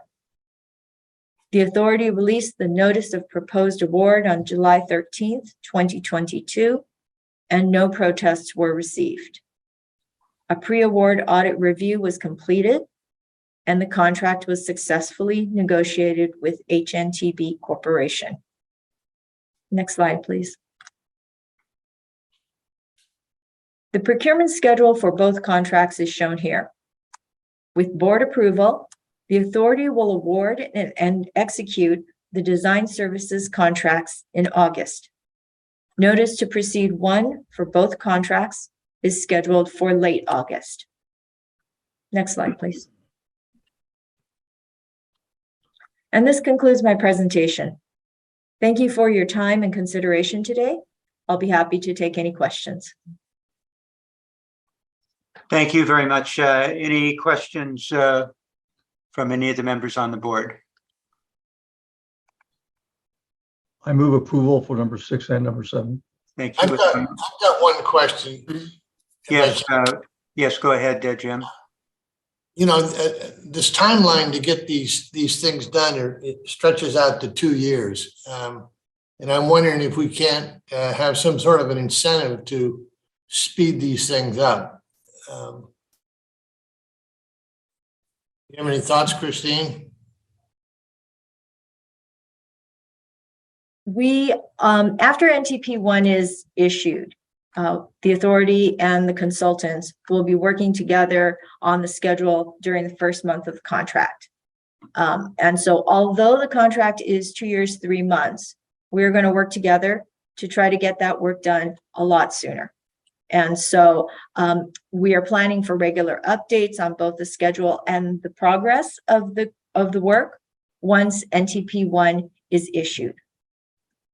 So I would appreciate it after you have the meeting, if they could put together a tentative schedule for us so we could look at it. I'm sure we can accomplish that. Thank you. Mr. Chairman, I had a question along the same lines, and so I won't repeat all that Member Gilmedia said, other than to say or ask the once the schedule is completed, and maybe what we need to have as a part of this motion are quarterly updates after we have agreement with this vendor of performance milestones. On the other side of that coin for me is, how do we hold them or any other awardee accountable if they do not meet their standards? What kind of, I know that maybe incentives to get it done, but maybe what are the disincentives for them not to get it done? How do we make sure they meet their guidelines? Yeah. Thank you, Henry. Christine, do you want to answer that question a little bit on the disincentive? I mean, the contract would have cause for terminations under a couple of scenarios, right? Wouldn't the lack of performance be one? Correct. But- We do have those provisions and that flexibility in the contract if the performance was very poor. Okay, can we include quarterly performance updates as a part of this motion? So we clearly know that everybody is on track getting it done. Alicia, is there any issue with that? No, so just Board Member Prey, I want to make sure I understand. We have 2 resolutions we're talking about, 2215 and 2216. And you're proposing adding language that the staff would come back quarterly to report to the board on progress for both of those? Is that the request? Yes. And if I could add, we do have for both of these contracts a performance regime that we included where they're for not as effective performance, which would mean they're not getting the work done as timely as we would like. The fee could go down from 9% to 8%. They also have an incentive to go up to 11%. So their profit is tied to completing the work timely and working with us to get this accomplished. So it is a design with a performance-driven component. Yeah. Yes. Yeah, I think that's what Henry was asking, and I was going to try to interject to say that's probably what it is. Yeah. Thank you. Thank you, Henry. Any other questions or comments? All right. Would you like, Ernie, would you like to amend your motion? Oh, I would be more happy to amend it to approve both number 6 and 7 with the. No, we need to do just 6. I'm sorry. 6 first, with the reporting back quarterly on where they are with time and schedule. Okay. Does that accomplish that, Henry? Yeah, I'll second that motion.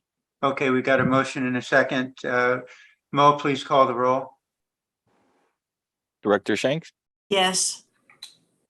Chair Richards, Yes. Director Camacho, Yes. Vice Chair Miller, Yes. Director Perea, Yes. Director Guillemette, Yes. Director Escutia, Yes.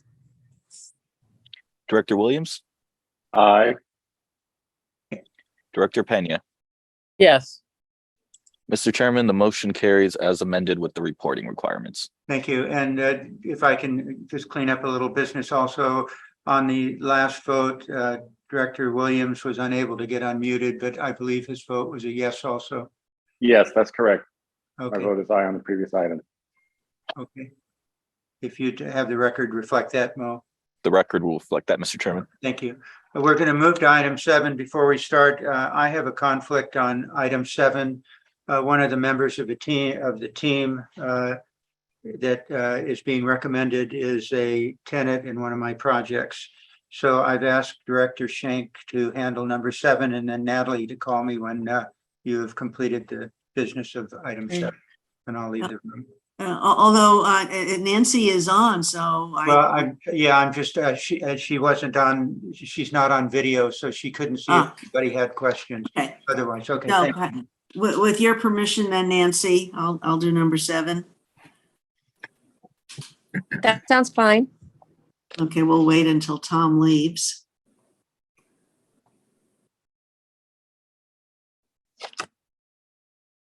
Looks like he's left the meeting. Okay, so Brian on number 7, who's presenting?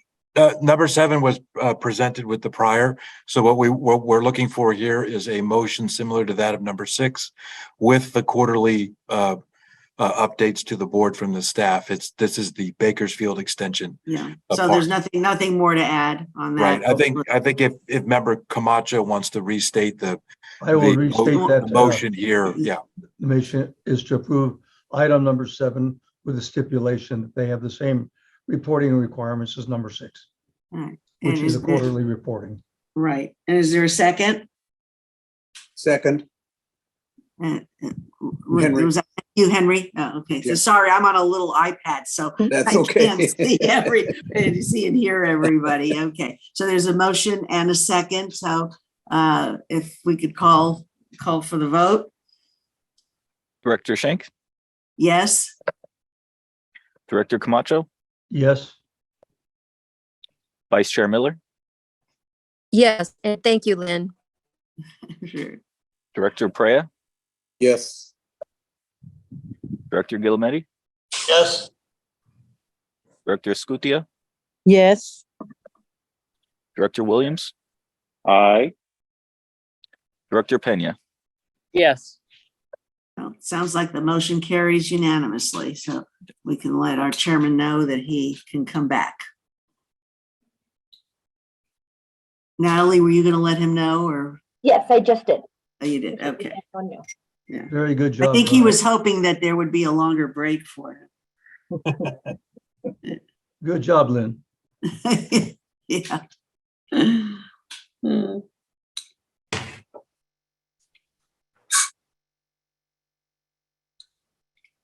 So he only authorized me to go to 7, so I can't go to 8. But I'm ready to usurp his authority here. Is that a motion to vacate the chair? Uh-oh. Oh, goodness, no. Natalie and I both let him know that we've concluded the work, so I think we're just waiting. Okay.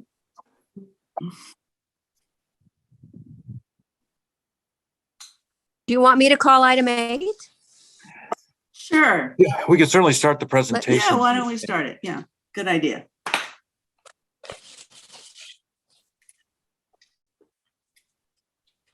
Can you do that, Nancy? Yes, I'm calling item 8. I don't have it in front of me, so Brian, can you take it away? Sure. Thank you. Sure. Members, this is a proposal that you've seen in the materials prepared for the meeting today to move forward on an adjustment to our stipend that's available for the track and systems contract. This is not changing the budget for the stipend, but really how we allocate the dollars within that stipend. Bruce Armistead is the director of our rail operations division, and that is the entity that's the program responsibility over the track and systems.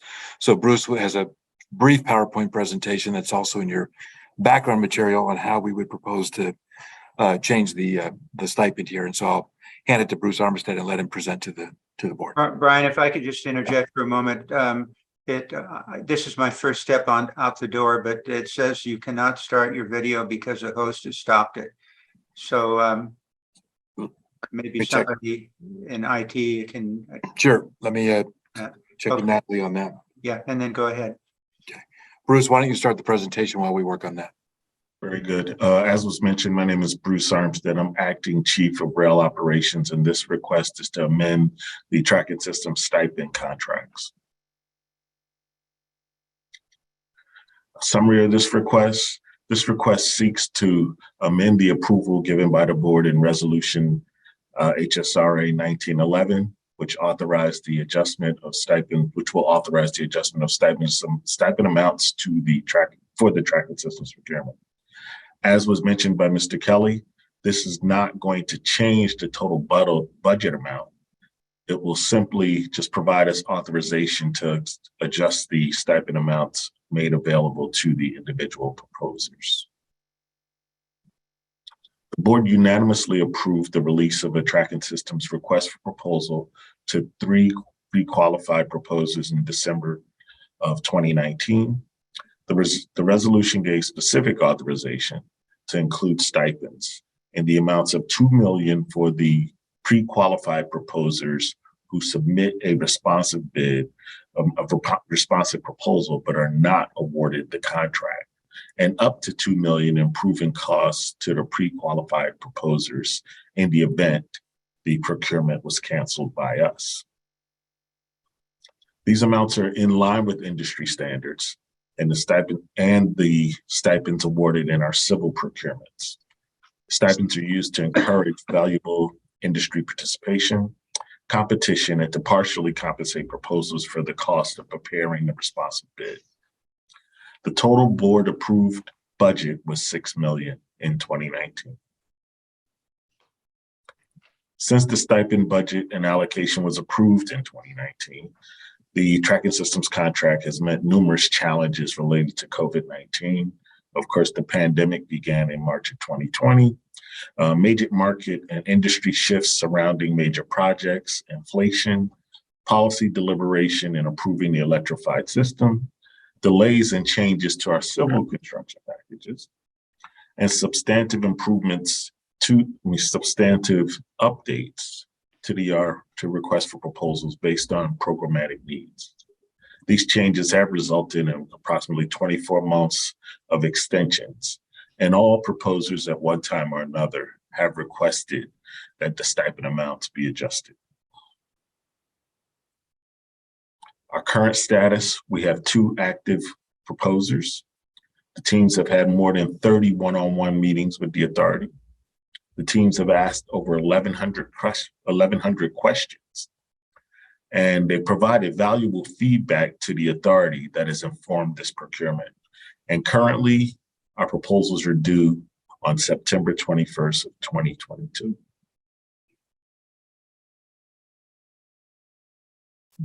Next slide, please. A reminder of the tracking systems contract. Some highlights are the tracking switches, the ATC systems, communication system, earthquake detection. Now, station platforms and canopies were approved in 2019, but since that time, they have been removed from this procurement. Overhead catenary systems are included, high voltage substations, maintenance away facilities, and we have a 30-year maintenance responsibilities for the constructed civil structures and the assets that will be provided by this procurement. And as with all our procurements, there's a 30% small business participation goal. This request is to approve the resolution to adjust the stipend amounts available to individual proposers. This new authorization would award $4 million to the proposer who submits a bid but is not awarded the contract, and up to $3 million in proving costs to the active proposers, of which there are 2, in the event that we cancel the procurement. Again, this request is based on the duration of this procurement, its complicated technical nature, and the value we receive from active engagement of these proposer teams. At this time, I'd like to try and answer any questions you might have. Thank you, Mr. Armistead. Any questions for Mr. Armistead? Yeah, Bruce, the stipend then only goes to the, since there's only two proposers, the proposer that did not win. Is that correct? Yes. So the winning proposer only gets whatever he negotiated as a winning bid. Correct. Okay, thank you. Any other questions? Who could come up with 1,100 questions, Mike? I just was asking for one more, that's all. Well, it's to justify the $4 million. Yeah. Wow. Okay, I don't see any requests for additional questions, so do we have a motion? I move approval. Second. Okay, Director Camacho and Director Schenk, please call the roll. Director Schenk, Yes. Chair Richards, Yes. Director Camacho, Yes. Vice Chair Miller, Yes. Director Prea, Yes. Director Guillemette, Yes. Director Escutia, Yes. Director Williams, Aye. Director Pena. Yes. Mr. Chairman, the motion carries. Thank you, Mr. Secretary. We'll now move on to the last agenda item for today, which is number 9. Consider approving interagency agreement with Caltrans for the Wasco State Route 46 grade separation improvement project.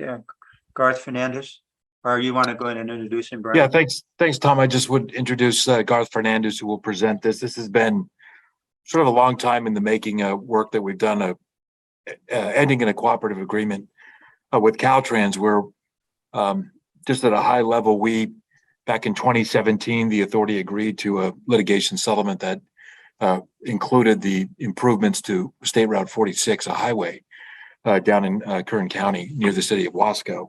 And Caltrans was also conducting a safety project pretty much in or next to that project scope. And so the opportunity for us here is to have Caltrans take the lead on the work for the highway improvements while we focus on getting the work done on CP4, which is really the rail needs that we have through that Kern County area in the southernmost part of our construction segment in the Central Valley. So there's a great opportunity here to work closely with Caltrans. They would pick up some of the right-of-way responsibilities, utility responsibilities, and essentially we're paying them to help advance the work on a state highway improvement. So that's kind of a high level thing. We also did receive a federal grant that is going towards some of the cost here. And Garth Fernandez, our regional director in the Central Valley, has a short presentation to roll through the details of this cooperative agreement. Garth, thank you. Oh, thank you, Brian, and good afternoon, Chairman Richards and members of the board. Like Brian said, Garth Fernandez, I am the Central Valley Regional Director. And today I'm presenting for your consideration item 9, that's a new interagency agreement with Caltrans. So staff recommends that the board authorizes the Chief Executive Officer to execute this interagency agreement with Caltrans for the Wasco State Route 46 grade separation improvement project. And this agreement will help fulfill the authority's obligation contained within the 2017 settlement agreement with Kern County. Next slide, please. So as background, on Jan 17, 2017, the County of Kern and the authority entered into a settlement agreement to fully resolve the Kern County lawsuit against the authority challenging the authority's approval of the Fresno to Bakersfield environmental document under CEQA. So section 5.1A of that settlement includes the authority's obligation to widen State Route 46 to 4 lanes, 2 in each direction from F Street to the west to the State Route 46 J Street intersection to the east, approximately a third of a mile. Now, this obligation also resulted in the need to construct the existing or reconstruct the existing BNSF grade separation structure. So as a result of this obligation in July of 2018, the authority added the design component of the scope of work to the CP contract via change order. Now, if you pay attention to this figure on the right, that's an aerial view of the project. Orientation was supposed to be a yellow arrow, but that is not. That's the top of the page. So the light orange shaded portion highlights the project area between F Street to the west and J Street to the east. And our alignment is the blue line in the middle of the picture. The BNSF Railroad is to the east of our corridor, and also to the right at the intersection of State Route 46 and 43 is the proposed Caltrain roundabout project. We can talk about it in the next slide. Next slide, please.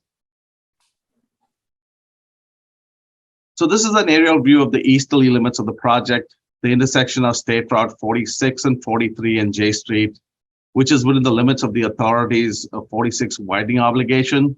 And this is where Caltrain is separately developing a safety roundabout project. So as the authority project team began collaborating with Caltrain to define the scope and interaction between the two projects, they determined that due to staging and cross-border utilities challenges, the best approach would be to combine the two projects. So we took this opportunity to work with Caltrain and partner with them and develop a strategy that addressed both the project's needs. Now, Caltrain has agreed with the strategy to perform the work. Now, this is for us the smart thing and the right approach for the authority. As Brian mentioned, this scope of work is not required for the completion of the authority's operating corridor.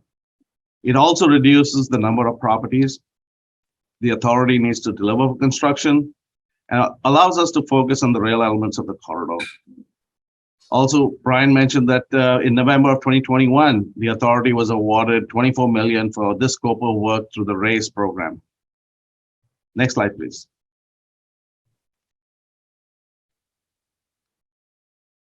So Caltrain and the authority staff have negotiated and agreed to the scope and terms of this agreement.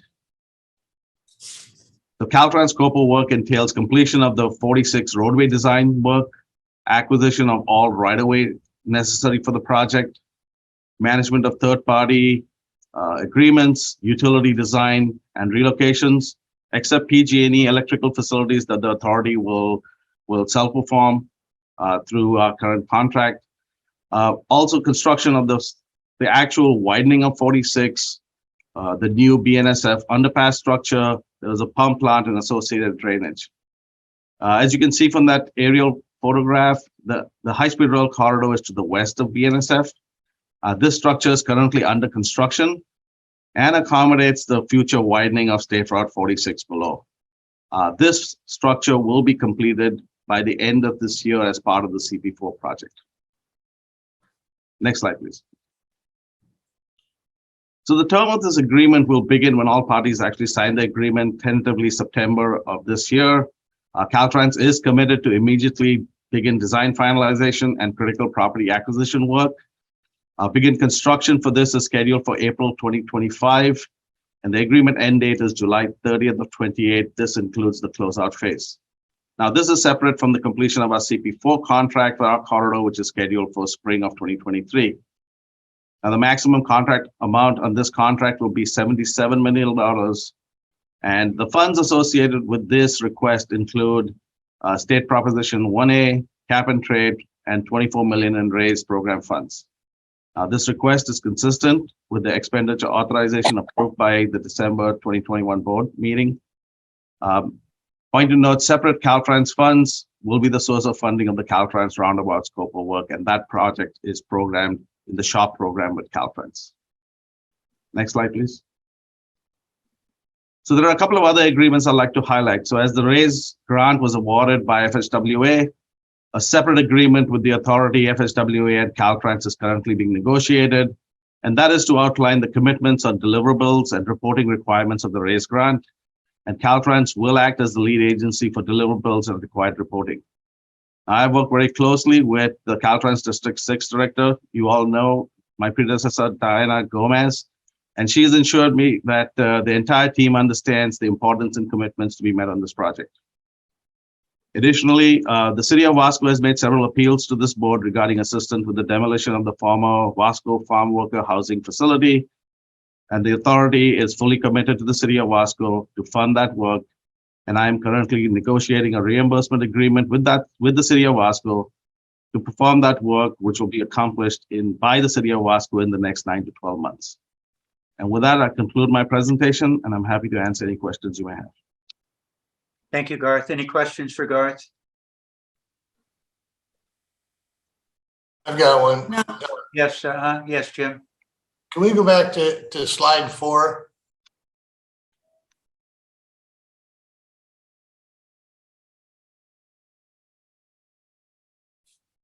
Yeah, first off, I'm glad we're cooperating with Caltrain and letting them do this work. I think that's the right thing to do down here. But my question is, in Wasco, do they drive on the wrong side of the street? No, they are the right side. No, they're not. Not in this photo. It looks like we're in Great Britain. Yeah. Oh yeah, the boat is turned around. Sorry. I thought you did this just to show us how serious this problem is.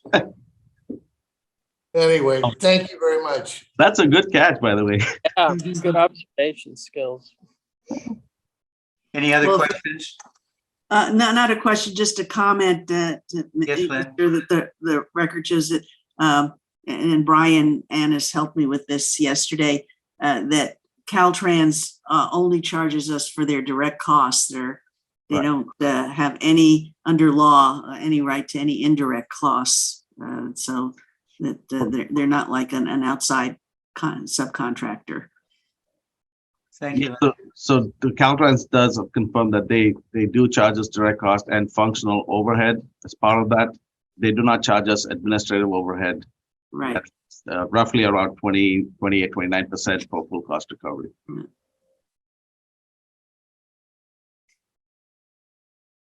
Okay. Okay, I'd like to move the approval. I just have one other question. You said, Garth, you said something that it will not exceed 77 million. What kind of a contract is it?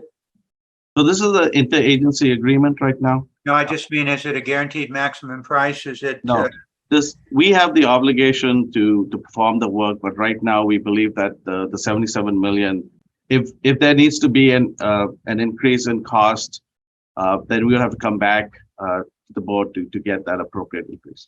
Then I don't understand you. What you said is it will not exceed 77 million. Yes, so this interagency agreement in your action will be limited to 77 agreement. Any subsequent action that needs to happen will be a separate action item. Okay, it just is a little bit different than the way it sounds when you say something it will not exceed. It means to me it's a fixed contract or a fixed or a guaranteed maximum price. Caltrans hasn't entered into the construction contract itself yet. They're still doing design and right away. Okay, so it's subject. It is the estimate. It is subject. It is subject to changes if costs go up. Yes. All right. Do we have a motion? Yeah, I so move. Second. Director Schenk, Director Gilmetti, Mo, please call the roll. Director Schenk, Yes. Chair Richards, Yes. Director Camacho, Yes. Vice Chair Miller, Yes. Director Perea, Yes. Director Gilmetti, Yes. Director Escutia, Yes. Director Williams, Aye. Director Pena. Yes. Mr. Chairman, the motion carries. Thank you, Mo. Ladies and gentlemen, the board will now be in recess, the first day's work being completed. We will reconvene tomorrow at noon. That's the 18th of September. I might also provide an invitation for anybody in the public who would like to join us tomorrow at 10 o'clock in the morning for the Board Finance and Audit Committee meeting. You can find the link on the website. That's 10 o'clock tomorrow morning, the board meeting at noon. If there are no other questions or comments, the board is in recess. Thank you. Thank you, Tom. Thank you, everybody. Thank you.